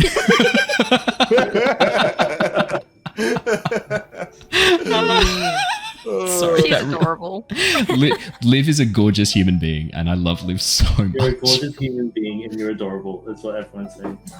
Specifically Owen, I want the credit for this. No, everyone. We all said it together. We all said it. What does that mean? That's a heart. Oh, good. Okay. Cool. I was like, because my family uses that as the world's smallest violin when you're going on and on about stuff. So it's a new one for me. It's just because that's money in other cultures, right? Yeah. So what changes happened as a result of the new timeline? Oh man. Yeah, I mean the biggest one obviously was that Mako's father was never kidnapped. That was a big. I guess that's probably the biggest one, is that Mako's father was never kidnapped. I think we've probably discussed the major ones. I don't think there was any other really big things that we missed in the show. There were a couple of subtle things. Obviously Bree, Shurva, I should say, Bree character Shurva, able to meet up with Jen and the Shearshrew. That was a pretty big change. Obviously, the Shearshrew was summoned, the bounty hunter was summoned by Mako's father to track down Mako. That was a pretty big change. Andrew, yes? The library. Because that that would be the biggest change that I don't know. And this is actually one where I am going to throw it to you guys, because in my mind, really, it would have been up to your characters. Would you have had any reason to go to the library? Yes, I think you still would have, because the events that occurred with you escaping from the Dai Li, not trusting the Earth Nation soldiers because you don't know who you can trust, that all still happened. That was all still always going to happen. Your wish doesn't change that.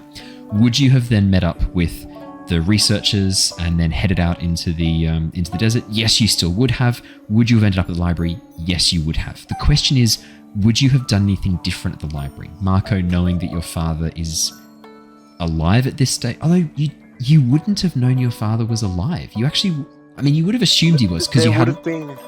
The wanted poster was different. The wanted poster at the Oasis. Yeah, the wanted poster at the Oasis would have been different. So actually, no, there never would have been a wanted poster. You never would have seen a wanted poster. Your father wouldn't have allowed a wanted poster to be put out for you. So yeah, they would have want to keep it more undercover. Exactly. Not let it be known that there was a diplomat's son missing. That's why Jen was hired. Exactly. It was kept under the rug. So yeah. Because I had more information about, I would have assumed, about General Zhao and the use of spirits. Yes. Would that have triggered anything with the man himself? Oh, at the library. Wan Shi Tong, he who knows 10,000 things. Yeah, would he have done anything different? Yeah, I guess that's a really good question. Would you have had any different conversations with Wan Shi Tong? Because that would have been brought up. Probably you would have had a lot of... Yeah, there would have been more information that you would have got from Wan Shi Tong. And, I mean, obviously the Fire Nation's still arriving at the library. They actually... So this is one of the... Yeah, Bree, go. Sorry, did Mako still take the map? I think he still actually allowed Wan Shi Tong... Like, that was what we used for Wan Shi Tong to let us into the library. I think Mako still would have taken the map. That would have been evidence that he could show. I think so. I didn't see any reason why that would have...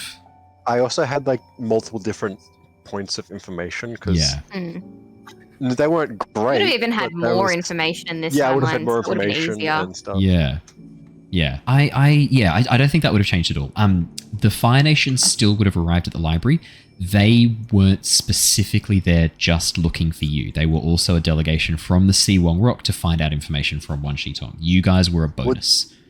Would they have been allowed in after finding out what General Zhao? Yeah. Would he have been more on our side then? I'm going to as say, opposed yeah, to probably Wan party? Shi Tong would have been more on your side. And rather than being ejected from the library, Wan Shi Tong would have invited you to leave once he dealt with the Fire Nation. And it would have been much more amicable. So that could be something interesting to play into in the next campaign with Oncoming Storm. You guys, I don't think you'd be banned from the library anymore. There's no reason why you would be. Cool, that's good, because Wan Shi Tong's an awesome character. The library is an incredible place. That's why I wanted to see him again. He's so it'd cool. It'd be devastating to not have access to that. So yeah, cool. Okay, I think that answers in terms of other things that we missed with the time jump. No really big things. A number of small things, but to be perfectly honest, these guys were so interested in finding out what had happened and what had changed. They actively sought it out. There were questions they asked that I had never imagined that I had to quickly come up with answers to on the spot about what had changed. Really, these guys kept me on my toes with any of the time stuff. No amount of preparation I did was sufficient. I was constantly having to react to the crazy things that they asked about changes the timeline, and I was doing my best to keep up. So that's probably the biggest ones. How's the man going who deep fries his cabbages? Is he? How's the man going who's deep frying his cabbages? I'm going to say he's doing remarkably well. Yeah, good. I think the business is going well. That's a good question. That comes to us from Brandon. Good question, Brandon.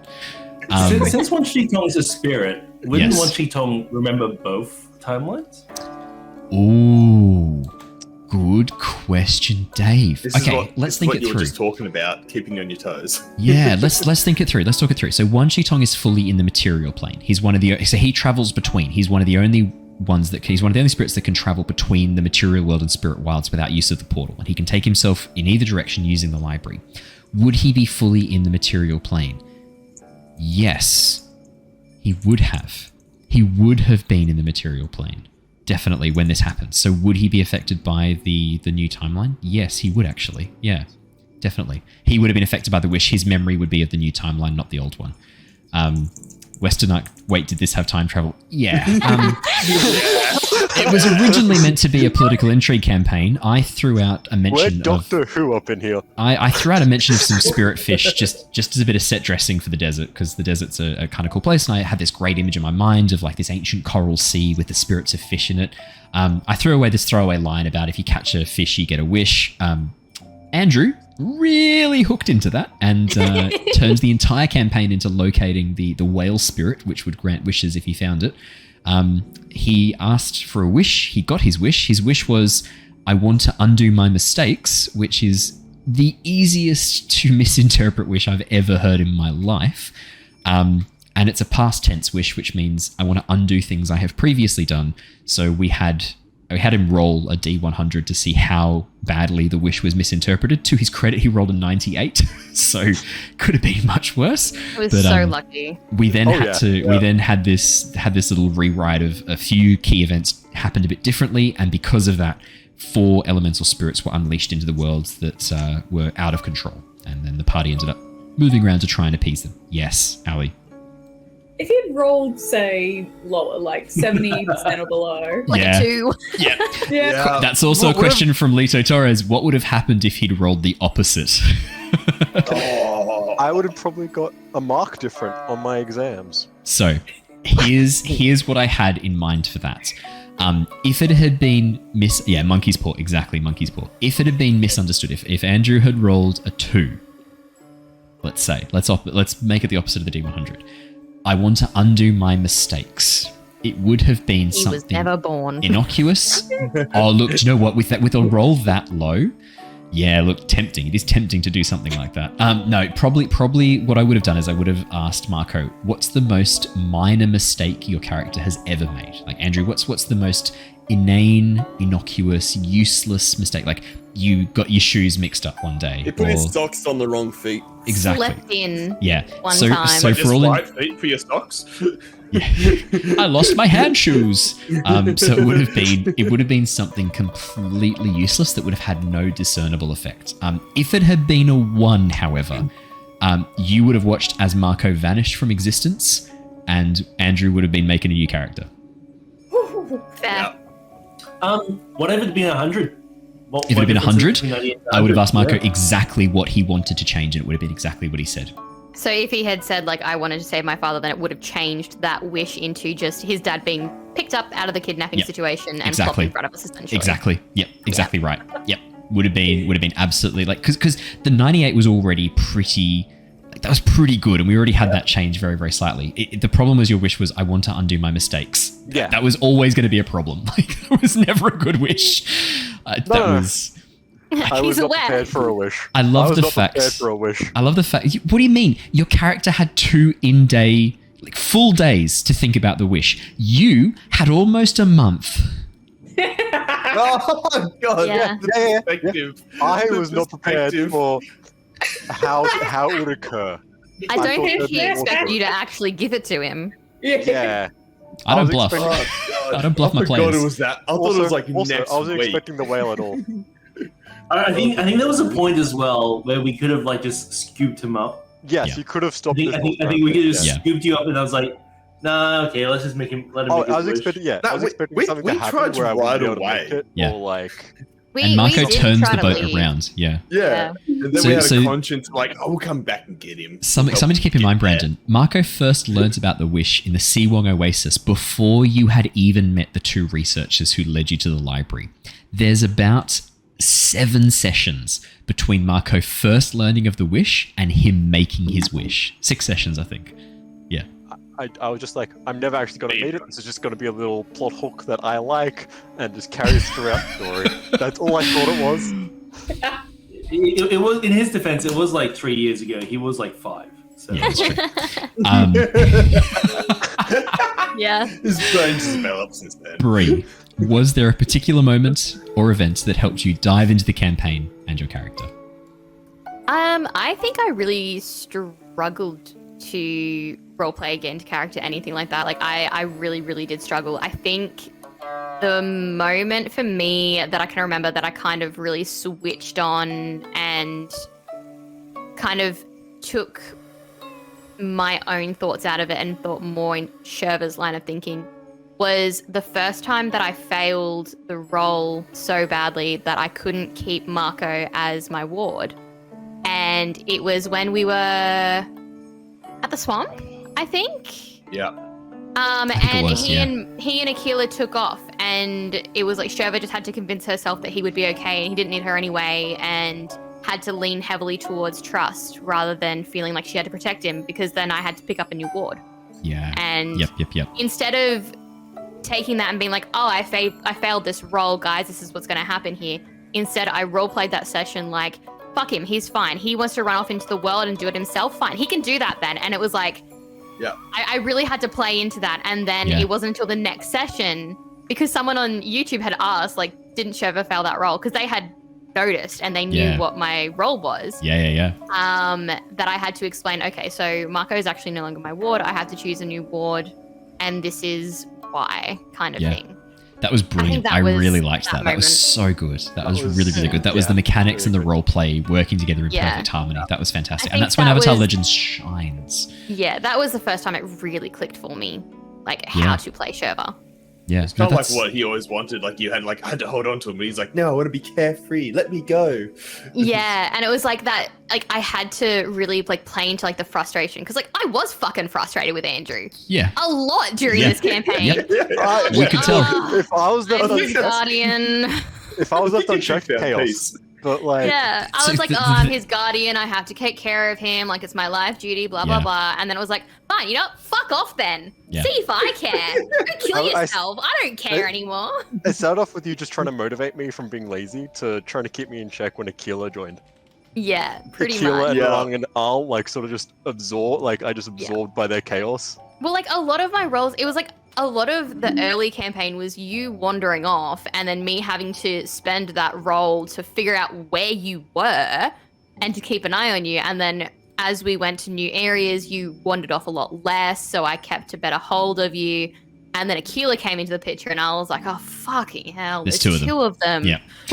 Yeah, there's two crazy wandering off people. It's Yeah. I don't think I ever took Aquila as no, I don't think I ever took Aquila as my ward. you took I took Al. Al, and then I failed on Al, and he started to, like, as a character, he was never someone who needed a guardian. No.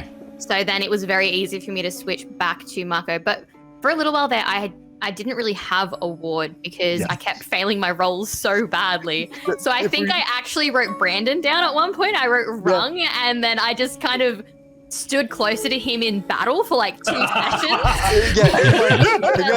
We have a Discord chat. We got a Discord chat. That's just like, did you fail the roll this week? And it's like, Yeah, like there, like in our like private Discord messages, there's like, how was the roll? And I'm like, not good. How often do you think you've listened to me recently? Because that could really help here. Because there was questions in that as well that I had to answer. Yeah. How often has your ward listened to you? Have you recently saved him from a big threat? And like those kind of things. And I'm like, hey, Andrew, have you listened to me recently at all? It'll help out a little bit. He's like, what? Yeah. That's why my balance was always almost at the end as well, because every time I came as my ward, I had to shift away from balance. Yeah, I was going to say. And I always had to shift away from trust. We didn't realize until the end that the ward could that he shift the could've balance fixed me. back. Yeah, we didn't realize that till the end. So If you go back, I mentioned that early on. Yeah. Okay, you can mention that.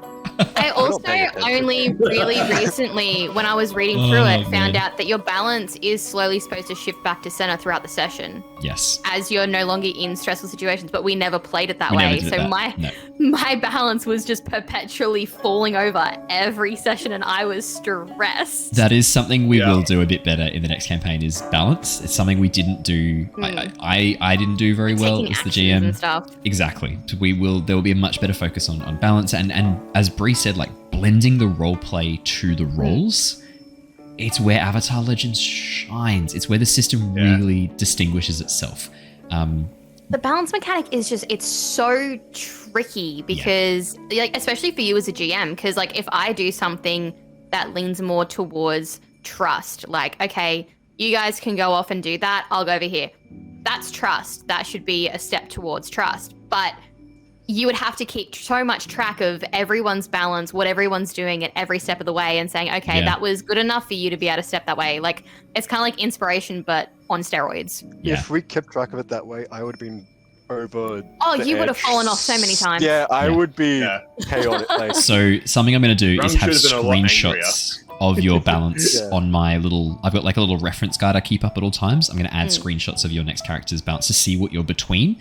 And at the end of every session, I'm going to update it and just take a new screenshot and put it in place. And that way I can kind of keep a bit of a... And help you guys out. But the other thing is, well, right, remind me, if you think you've done something to get your balance back, like make a point of saying it and go like, I'm trying my best to be trustful. Am I being trusting in this situation? Yes, you are. Move it back one. Like I think it's something we can do. We can do as a team. We can handle this as a team. I think me and I feel Mako like were that really was so forgiving the whole session. Yeah, sure. Yeah. like there was would think moments that. where I was more forgiving, but then there was like Chin Village, and that set me over the edge. That because shit I would didn't- have set you over the edge. Shin Because Village I was didn't- one time. It may have been 20, 2 times. 20 things, 2 times. but like each time was like Because pretty one bad. time. which is like, I was like, Roku. We just met Roku. That's a really big step. They can't get away with this at this point. Yeah. Yeah. And also, like, rolling with our balances and using those balance moves is something that we all kind of need to learn a bit better, I think, to really be able to play into it. Yeah. And we will have a We've bit of a got play around with that. Defend and maneuver and attack. That's all we got, right? Evade and observe. That's all we got. Yeah, apparently We've Evade got- and Observe's really good for getting rid of fatigue. Yeah, when we're all dying and we're all just Yeah. evading and observing every single session.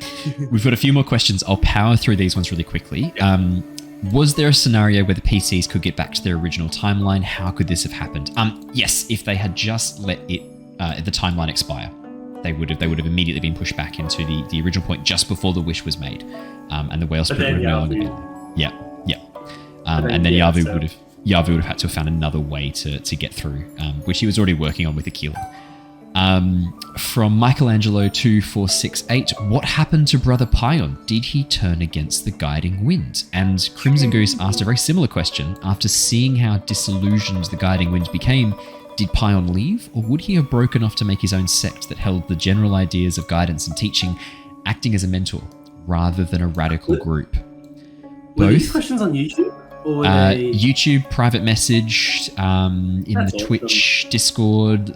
People got them to me in many different ways. This is a Carrier very pigeon. good question. I was going to Those say are- something similar. Yeah, that's good. They're good questions. What happened to Brother Pion? Did he turn against the guiding wind? No. Brother Pion, I actually like the point Crimson Goose makes up of Pion would he adhere to the original guidelines of the guiding wind? Would he take it back into a much less radical group? I actually really like that.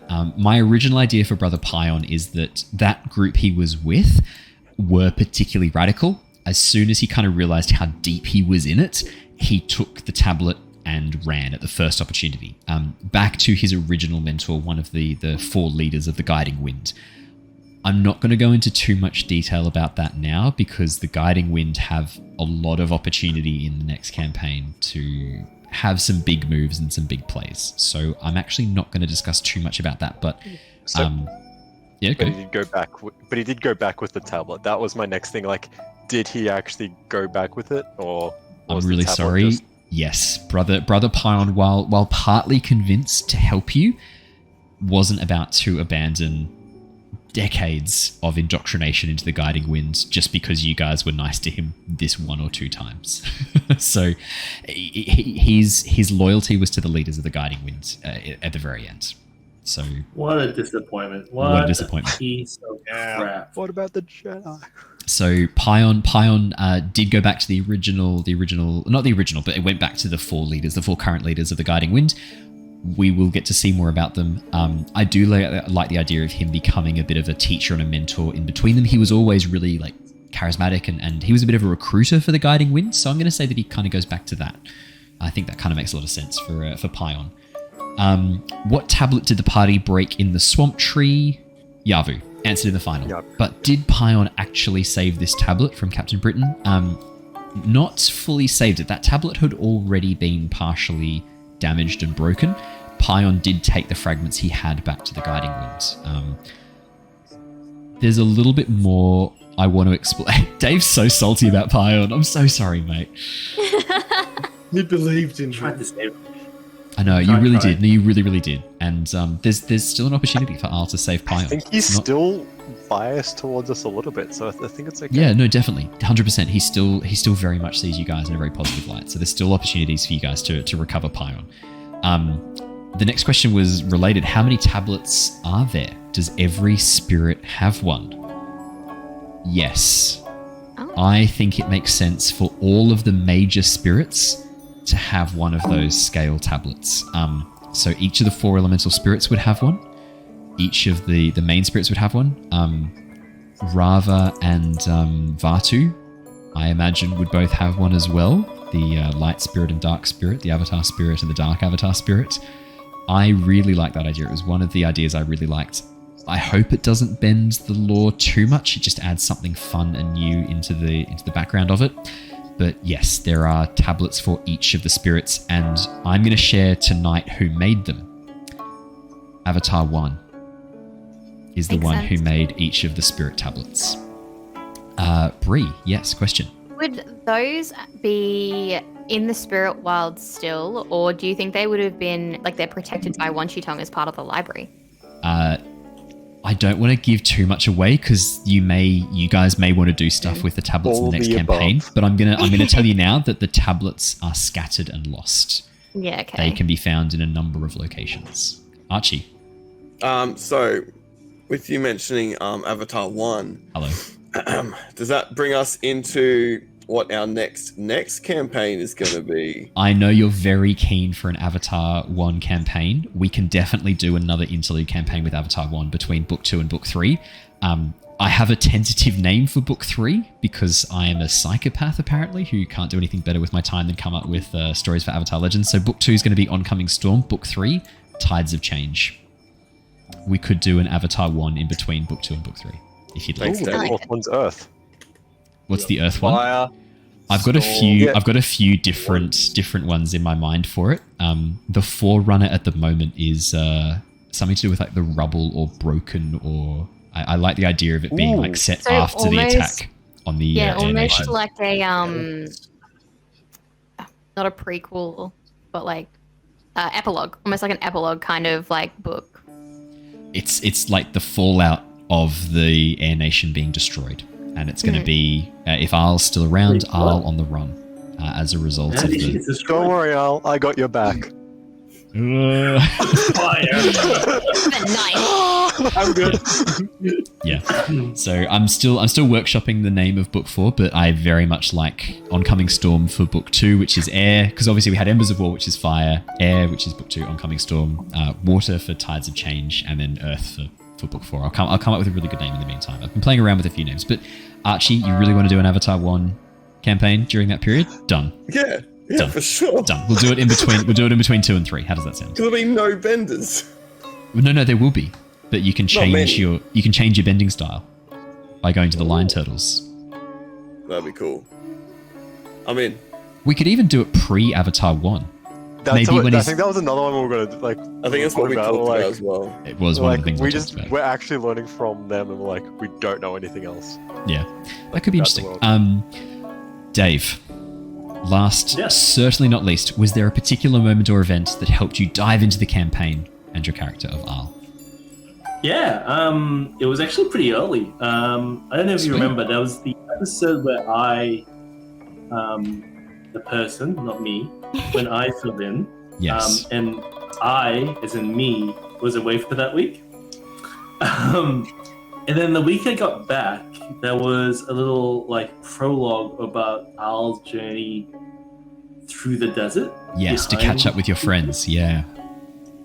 Yeah, and I think before that, because it was just the crowd, I was just trying to fit in where I could fit in, and having that little like solo time made me really just feel more of the character, if that makes sense. So like, Yeah. you know, by the time he got to the desert, like he'd been through a lot. He was like dehydrated. He had a bit of a cry when he entered the town. He was so happy to see everyone. Yeah. And when I role played that, I felt a lot more like what I imagined, like 16-year-old Al, a nomad who's never really had an adventure before, would feel. And I think from there, you know, shortly after I gaslit a woman, and you know, shortly after that we did some other stuff. So like, I think it was approaching the cultural hub of the desert that kind of like really was where I got into the character, which by the sounds of it was actually relatively early compared to other people. So It's interesting. I thought I sort of got the vibe you guys were really into your characters a lot sooner than I think I was expecting. Change my Yeah, yeah. answer, sorry. Andrew, go. It's actually when I had my one-on-one talk with Shurva. I was thinking about that as well when you were starting to fear what would Yeah. happen if the wish reversed and things like that. Like we had Yeah. that That's moment. probably when it actually happened, because I'm like, that makes more sense. You to me. you went from being like your adult self to being exactly what Mako would have been, which was a scared teenager who has no idea what's going on, what he's doing, Yeah. Yeah. and what's going to happen. Yeah. That's a really that's a The really consequences insightful got point. real heavy that day. Oh, mate. I've got another good question. What would have happened if Aquila didn't find the scroll to imprison Yavu? I think they mean the tablet. What other ways could Yavu have been defeated? That comes from Crimson Goose. That definitely made it much easier to seal Yavu away, and it actually was very vital in Aquila and the next step for him. I think most people have kind of figured out that when spirits in Avatar the Last Airbender, when spirits in the Avatar world die, often those who have their essence or a strong connection to them take their place. So when Aquila, when you guys weakened Yavu enough that Aquila was then able to break Yavu, Aquila had the strongest connection to Yavu at that point, which is why we got a little epilogue with Aquila in the Spirit Wilds.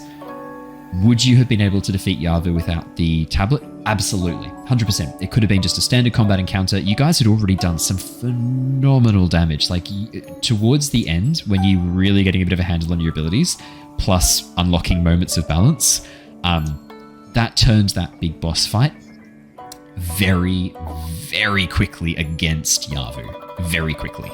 You'd already proven your combat prowess against Yugon Daisun, the combustion bender, which to this day is the greatest name. Thank you, obviously, to chat for using channel points to create Yugon Daisun. Outstanding. Actually, we do have some questions about Yugon, which I will get to in a minute. There were some questions about the combustion bender, so I will touch on that. But yeah, there were many ways they could have defeated Yavu. If they had gone to the 4 elemental spirits in the Spirit Wilds, they could have recruited them to help, because obviously the 4 elemental spirits are still in the wilds. That's a way to think about it. You could have asked for some help from them. I mean, you just appease them and formed a connection with them. The fuck spirit, that would have been so fun. We're dumb. You could have been doing that instead of like communing with Roku about things you didn't know shit about. So that was an option too. Going to Chin Village and pushing the mayor off of. No, that was worth it. Okay, That was important. very important. Hey, Al went and just did practical jokes on that guy, alright? And apologized for pushing someone down some stairs. No, I imagined a couple of different ways that you could sort it. I did also see a scenario where you were able to actually change Yavu's mind. So I don't want to go into too much. Balance? Yeah. I think that you were already doing it. We were very close to pushing him off balance. Yeah, you were very close to pushing Yavu off balance, and testing his balance in that way was really good, especially using your moments of balance to help that happen. Because normally, like the way those epic NPCs are designed is that they're very hard to kind of convince against. Like it's very hard to change their mind. They've already kind of fallen off balance to become villains, right? Like that's what has happened. They've gone so far in one direction, there is no balance anymore. But at his core, Yavu is a reflection of Uva. One of the questions related to Uva, we only really touched on Uva very, very late in the campaign. That was one of the tablets you found, which was the opposite of Yavu, where Yavu was in the Spirit Wilds, Uva was in the material plane. I don't want to go into too much detail about Uva because I feel like there's a lot more we can explore there in the next campaign, but Uva is a light spirit in the same way Yavu is a dark spirit, whereas Yavu is a spirit of the time in the Spirit Wilds. Uva is the spirit that governs time in the material plane. So we didn't get to see too much with Uva, but yeah. So that actually flows nicely onto one of the other questions, which was, did Uva die by Mako? When or how did this happen by Captain Britain? Uva did not die by Mako. Uva is not dead.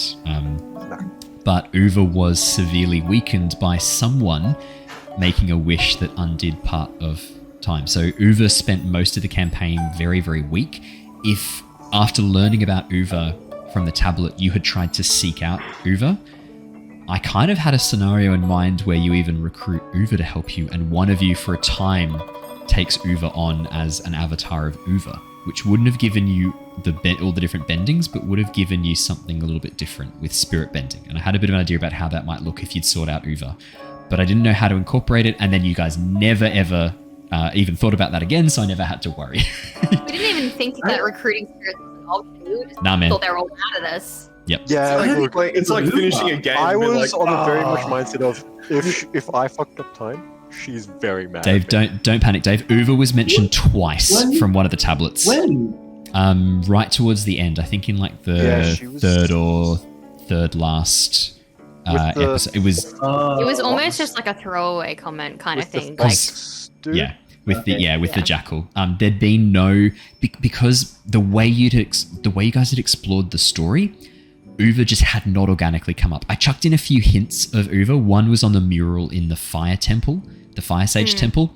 Another one was in the mural way back at the Water Tribe Temple as well. I described the light spirits and dark spirits. But again, like it it didn't grab your attention as much as other things, and so I never had a chance to explore it, and it wasn't one of those things where I wanted to force it. It would sound too ham-fisted, and at that point I wasn't really sure how I wanted to play with that as well. I thought it might get a bit too confusing having the two competing spirits. I also didn't want to copy Legend of Korra too much, because that's very much the plot of the third season of Legend of Korra? Second season of Legend of Korra. Sure. Is it the first season? like The first the- season's the Bloodbender and the Equalists. I think it's the second season. Second is Southern Water Tribe. Yeah. So it is that then, because it's Unalaq and Vaatu and Ravi. So I didn't want to copy too much of that, obviously. I wanted to have something new and interesting. And so, you guys never, as I said, the way I run games, if you guys don't bite the hooks, if you don't take the bait, I won't rebait the same hook more than sort of once or twice. I'll immediately move on to tastier bait and let you take that instead. And whatever you tell me you like and whatever you get into, I'm just going to give you more of that. I'm going to keep serving that delicious food up. So yeah, Uva, we only had a chance to really touch on Uva briefly. Uva wasn't dead, but was severely weakened because of Mako's wish as a result of that. So yeah, we'll definitely see a bit more of that later on. This is an interesting question. Since we learned in this canon that the symbol on Combustion Bender's foreheads is the mark of Yavu, how would that line up in canon since he was sealed away and we get too much later in the season? I think this is my fault. I didn't do a good enough job describing the Combustion Bender symbol because it was all happening so quickly and I wanted to keep it dynamic. Yugon had the normal Combustion Bender symbol and then black tentacles around it. So he didn't have it wasn't that Yavu was the source of all Combustion Benders. Unless that sounds pretty cool. In which case, I'm happy to pretend that was my plan all along, and that actually all Combustion Benders have the tattoo as a reference to Yavu. Maybe this is actually a kind of cool callback because it looks like a third eye, and Yavu's main features of Yavu were the massive central eye with the surrounding eyes. So, Archie. I just for reference, I just posted that picture in the Discord on the Avatar chat. Which picture? The picture of the Combustion Bender eye? The picture of Yavu. Yeah. Thank you for that. Where did we get that image from again? Did I make that? Alright, you gave it to me, Dad. I think I might have drawn that. Did I draw that? God, it's so bad that I can't even remember that I drew that now. I'm looking at it like maybe I did draw it. I don't know where else you would have gotten it from. I think maybe I drew it. Anyway, yeah, so that's for those of you who want to see this. So that would have been kind of what that would have looked like. Yeah, with the eye, the Combustion Bender eye in the very center. Yeah. Let me just double check. Or maybe I got this from somewhere online. I got this from somewhere online. This was I know where this is from. This is the picture of cryptics from Brandon Sanderson's The Way of Kings. There's this is a long aside, which we don't have time for now, but if you want to read a really good fantasy series, go check out Brandon Sanderson's Way of Kings or Mistborn series. Either one, just start it. It's fantastic. Let's say headcanon then that actually that all of the Combustion Benders use the symbol as a reference. They don't know where it comes from. Maybe they don't all know that it comes from Yavu, but they tattoo themselves with that image, thinking that it's from. Yeah, I need to sort out the Discord exclamation mark. Sorry, Bree. Disappointed. Yeah. That maybe that is where the Combustion Benders get that symbol from, as a reference to Yavu. And yeah, exactly. Draconic Corvus. Draconic Corvus. Maybe it did become simplified over time. Maybe that's right. We've had a Chirpy reference. Lito Torres, I was going to say, what happened to Chirpy? Chirpy, we left him on Kyoshi Islands. He's having a great time on Kyoshi Islands. That was one of my favorite commands to make, and it was like, Rung has remembered Chirpy this many days total in the campaign. It's fantastic. And then we just changed it because Rung was gone for one session. We're like, we're leaving Chirpy behind now. Yep, he's gone. Yeah, Chirpy. See how long it takes him to notice. Chirpy needed a better life. Too long. This is an interesting question from Tabu. What's the bounty for the players now? Are they considered heroes, or does the general population not know what happened? Yeah. I don't think a lot of the general population would know what happened, but there are a lot of key people who do. At each different location, the team made friends, they made allies with some very key important people within each of the nations, except for the Fire Nation. I guess Mako's dad kind of counts as that. So, And Draconic Corvus is Crimson Goose. That makes sense. I do remember that. I had forgotten briefly. Yeah. So there were a lot of very important people you guys connected with, who you assisted, who assisted you, who do know that you are heroes. The wanted posters immediately disappeared with the new timeline. So there was no bounty anymore because that was General Zhao who put that out, with Mako's father not captured and alive and very much well. That never happened. There was no bounty set out for you. Dave. With the ex-seer up in the north, would he have forgiven Aquila? Would the seer... what was the seer's name again? I've got it here. I don't know my notes. That's right. I've got it here. This is my job to know this one. Where are we? Tarnuk. Or Tira. Yeah. Tarnuk. Just going through the names you have. Would he have forgiven Aquila? Yes, I think he probably would have, especially learning about what Aquila did since then, all the growing that Aquila went through. I think definitely Tarnuk would have forgiven Aquila 100%. Cool. So next time he's meditating, Aquila can reach out to him. Well, like, that's an interesting question, isn't it? That's something interesting. You want to learn how to bloodbend? Yeah. This is an interesting question. So Aquila's bloodbending was connected to the prison holding Yavu captive. Is this because Aquila got the power to bloodbend from Yavu, or would any bloodbender have affected Yavu's prison? No, only Aquila, because Aquila's power was given to him by Yavu. It was the connection he had to Yavu. It wasn't even specifically the bloodbending per se that was important. It was the connection that Aquila had to Yavu, and because Yavu was more than happy to tie that link to Aquila through the gifting of a special bending type, that was how it manifested. So yeah, it was his own demise in the end. Well, 100%. And that's kind of an important theme, right? Is that often we are the architects of our own downfall. So I think that makes a lot of sense. So we've answered that question. You're a shit. Can Owen describe what a dragon turtle is? He accidentally said dragon turtle instead of lion turtle during one of the last 2 episodes, and we all need to hear one last wacky, weird, unworldly description of a hybrid animal. Thanks, Captain Britain. Yes, rather coincidentally, at the same time you guys were dealing with lion turtles, our Return of the Giants campaign had a dragon turtle in it. So, given that those days are back to back, yes, Bree? Wouldn't it just look kind of like a lapras? Yeah. Yes. Yep.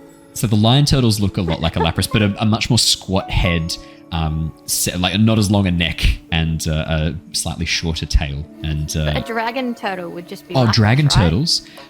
Dragon turtles are much more horrific looking. They've got like these, imagine like a giant snapping turtle, essentially. Why does everything have to be horrific with It's you? not my fault. No, They're not horrific. He said in his first session that all of his, because he is God, all of his things are beautiful creatures. Exactly. So the lion turtle. So and then he made Chirpy.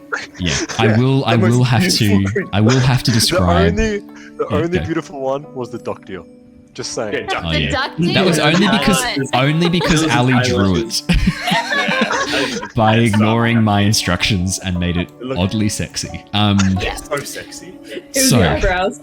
Can I describe a dragon turtle in Avatar Legends? Yes, because dragons in Avatar Legends have the long necks. I'm going to say, imagine it's like a lapras, but it's got the tiny legs of the dragon, tiny legs of the Chinese dragon, the massive elongated shell body of a turtle, and then the long dragon neck and tail coming out the back with like the hair around it.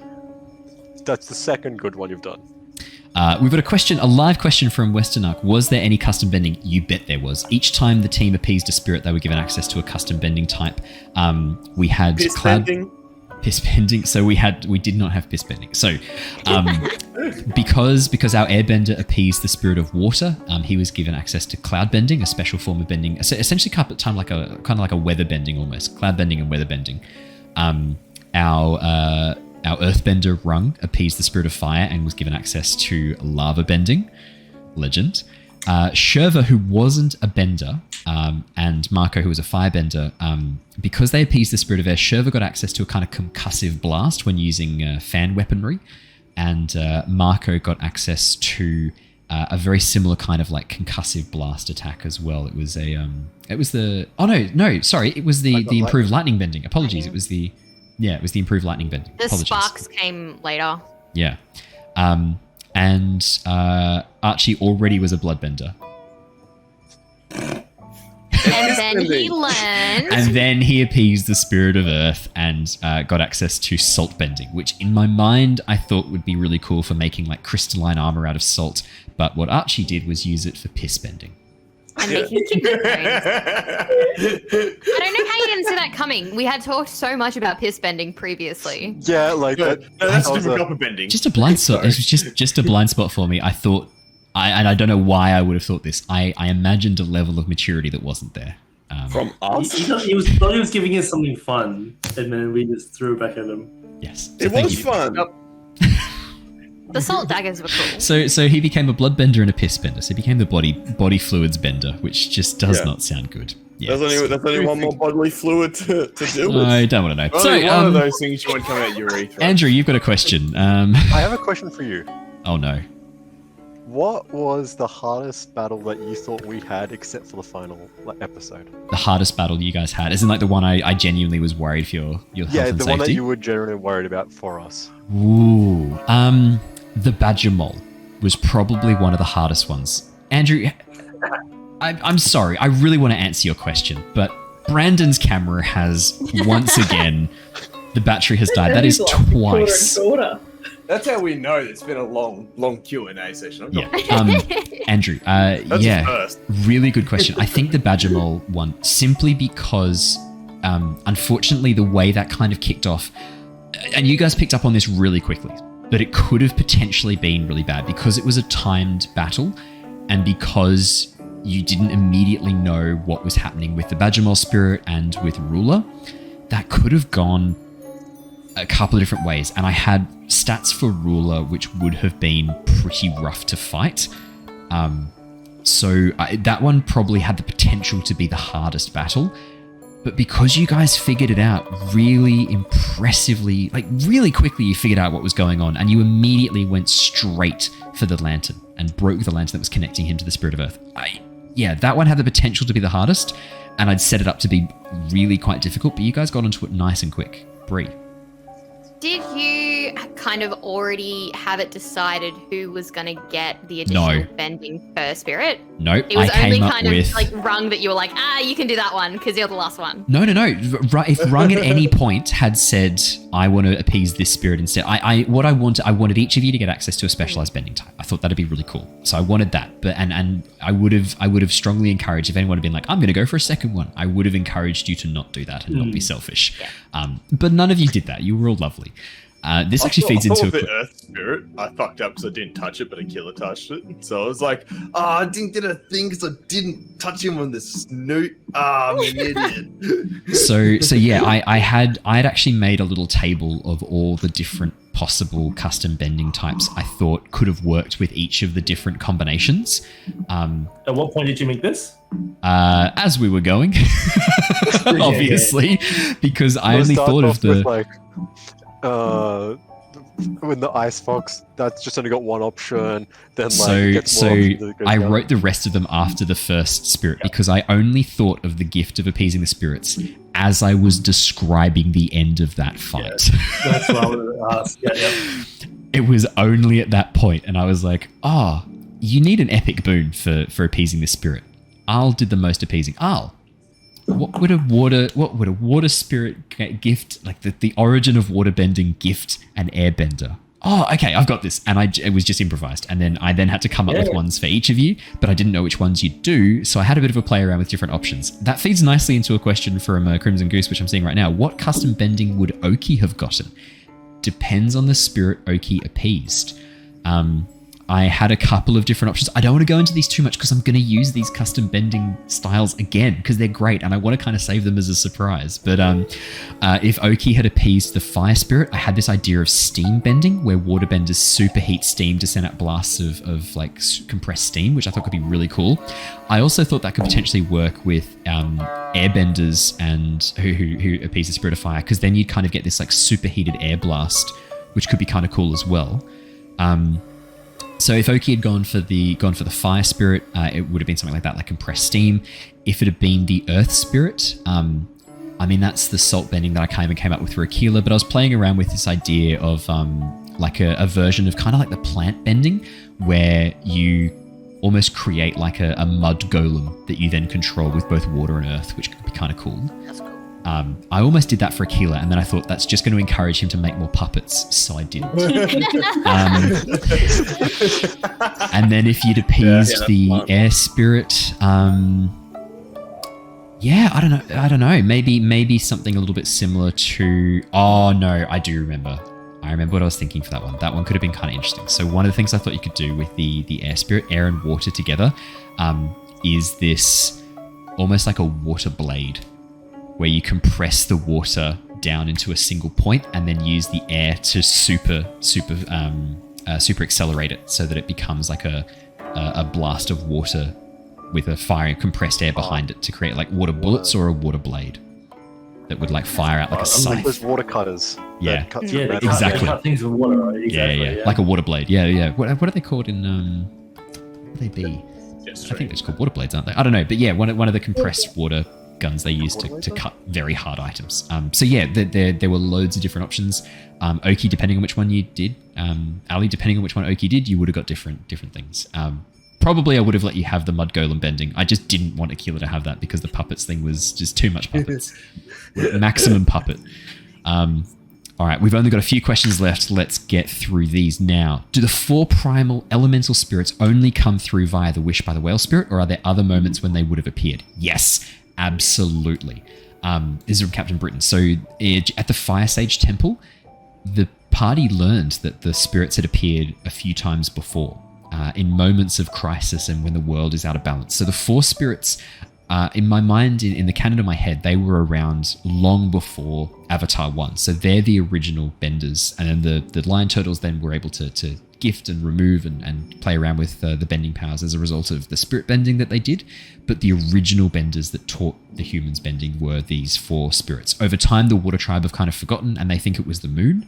Just because all the other ones have animals, and the symmetry of the animals, I really like the symmetry of it. So that's why I created the fox spirit, the Arctic fox spirit. But yes, any time the world is in a severe state of misalignment, specifically the spirit wilds and the material plane, when there's a misalignment of them, I imagine that they manifest themselves once again.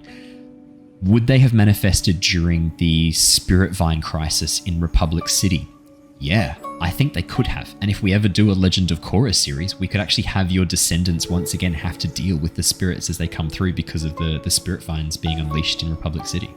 So could be something cool to do with that too. Would Owen be willing to disclose the stats, fatigue, techniques, etc. of NPC bosses or mini-bosses and primal spirits? I'm curious about Yugon, the lightning firebender I'll suffocated, Ruler, and Yavu's techniques. Yes, absolutely. I will chuck them all up on the wiki. Otherwise, they are already available as NPCs on the Beyond Legends toolkit. I'm pretty sure I've published them all now. I'll double check. If by the time you watch this on YouTube, they should be up on there. They're in the homebrew section as homebrew enemies, but I'll also chuck them up on the wiki as soon as I can, so you can get access to them. Yes, 100%. I'll share all my fun things, of course. Now, what are the questions? I vaguely remember Owen talking about Avatar Legends during Tyranny of Dragons and how the system's bending styles worked, and I believe he said that he wasn't sure a tech specialist would be something that fit in well during the pre-Korra campaigns. Yeah. But Crimson Goose is curious what they might have looked like. Maybe during Roku era they'd use traps and smoke bombs. In Atla we saw the Mechanist. I'd like to see what Owen may have put together as something in between, as it's clear the Fire Nation were trying to build their militant forces, and I think it'd be reasonable to think they have tech-trained people, and what it might have looked like for other nations. I think this is a question we can all answer. Yeah, Andrew. I read that because I've read through them all. Yeah. I thought for the Fire Nation, definitely like the ships, like the metal ships, and the sort of, not yet, but the blimps, like getting there, like their progress. Earth Nation, more just. So this is the fighting style. The Mechanist fighting style, which is one of the fighting styles we didn't use in Embers of War. Yep. Because I wasn't sure how easily I could fit it in, and just because of the timeline we were in, and I knew it's funny. Like it's funny looking back in hindsight. Now I can't even imagine why I ever thought that. It's so obvious how easy it would have been to fit things in. I don't know why I had that sudden failing of my imagination in that sudden moment. I think probably reading through the books, the bending techniques and the fighting technique was so simple. I was like, done. That's it. We're going to use those. Also, I think with the original rules we had, it was very different to how it comes across now. You could be right. I think the quick start might have been a bit less easy to understand, whereas the updated rules are much more clear. So, yeah, I mean, the smoke bombs is really cool. I mean, you could have things like hand crossbows. You could have things like grappling hooks. You could almost have like what would it be? It'd be like feudal Japan Batman, basically. See, like, also, I feel like Jen would also be one. Yeah, Jen definitely would have been. Potentially, Yeah, because 100%. She could use the paralysis saliva and stuff like that. Yeah, make little darts and stuff. Yeah. Yeah, so maybe the water tribe, it'd be maybe like a harpoon gun that you've fashioned on a rope that you could use as a grappling hook, you could use as a weapon. Maybe for the Fire Nation, it's things like, I love smoke bombs is really easy. Maybe it's also things like flashbangs. I think gunpowder and explosives for the Fire Nation. Like gunpowder based items. I'm just imagining like in Atlantis, like the Disney movie, that little like mole dude. Oh, I'm imagining him. He would be like either Fire Nation or Earth Nation. Earth Nation. He's got to be the Earth. He has a pile of all the individual soils that he has in the bed. Yeah, but like something like him and like making the bombs and things like that. Like that's how I would imagine tech to work in this era. Like it's not so much the tech that we would associate now, where it's like robots and shit like that, but it's the art of fashioning your own weapons. Yeah. I've got a question. What would the airbender tech look like? Because that's a tough one. Improved gliders. Steampunk. I would go for like something like Da Vinci, like different flying devices and things like that. Yeah, a lot of clockwork. The airbenders seem like the people who would have the patience, the like mental fortitude to design intricate clockwork creations. Yeah, that's a really remember in I'm pretty sure it's in Atla, they had that genius guy who lived in the old air temples. Yeah, and he was inspired by the air nomads. Yeah. Yeah, and he was like constantly creating things like flying devices and things like that. Like that's like what I'm picturing. Even though he was later. We now know though, he was getting the inspiration from somewhere. And even though he was an earthbender, an Earth Nation, we know he had the spirit of airbenders because Aang said he did. So even in Aang's time, like when they went to the air temples and there was like the puzzle to open the door where the air came into it and like, all those mechanisms do. So that's The problem is, I believe, am I incorrect? Are there air nomads that can't bend? There are, aren't there? There are, but it's a very low percentage. Most of the Air Nation were able to airbend. It was very, very small numbers. So people would join the Air Nation. They would let people join them. Normally within 1 or 2 generations, they'd be producing airbenders. Because it'd be like someone's partner or something like that. So Nomu couldn't bend because he was the son of an Earth Nation family who became air nomads. Yeah.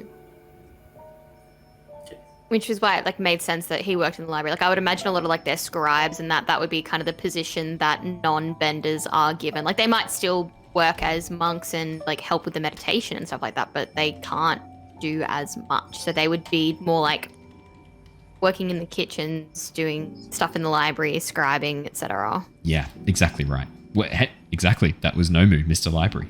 Yeah. Awesome. Character. Greatest character. Now, the very last question from Crimson Goose. Will the next campaign be similar to canon, like how Embers of War mostly was, or will it have more added stuff like how you did with the Island Waterbenders? Yes. I am going to introduce new things where I can, but for the most part, I do want to try and fit it into the existing world as we know it. I will always, with any campaign I do in Avatar, I will always try and fit it into the existing lore as much as I can. I will make mistakes. I know that I made 1 or 2 mistakes about the timeline with the princess, I think it was Princess Azulon, who was a member of the Guiding Wind. I had my timeline slightly mixed up. I was able to get that fixed pretty quickly, and I think I got away with it. But yeah, there will be times where I don't get it quite right, but I'm going to do a lot more new stuff as time goes on. I think I've really enjoyed creating new stuff. It will be loads of extra things, but I'll always try and make it fit thematically with the world that we're in, and I will never rewrite things. I'm never going to change things about the world. It will only be new stuff that fits in with the existing lore as much as I possibly can. Don't worry, if you get it wrong, YouTube comments will tell you. I'm sure they will. What? So as long as that's okay with everyone, there will be loads more new things, but they, again, will always fit thematically in with the world wherever I can, as much as possible. And as I said, I never will undo things deliberately. I may make mistakes and accidentally say things that aren't quite correct. Let me know and I'll fix them up in the next session. But otherwise, I'll make sure it fits in with the existing lore as much as I can. Well, I have reached the end of our questions, and we have very much reached the end of our Q&A stream. Thank you so much, everybody who's joined us. It has been lovely having this chat. Massive thank you to all the players here tonight. It's wonderful that you could all make it. It's awesome that you were able to make it back, Ali, for this Q&A special.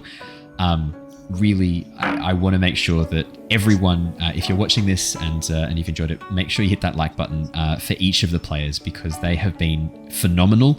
I really threw them in the deep end with this campaign. We had never seen this RPG system before. It's very different to anything we'd ever played before.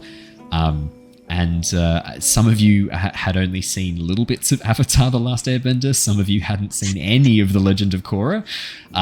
So I did throw you in the deep end with this, but all of you rose to the challenge like I could not have ever expected, and it has been an absolute pleasure.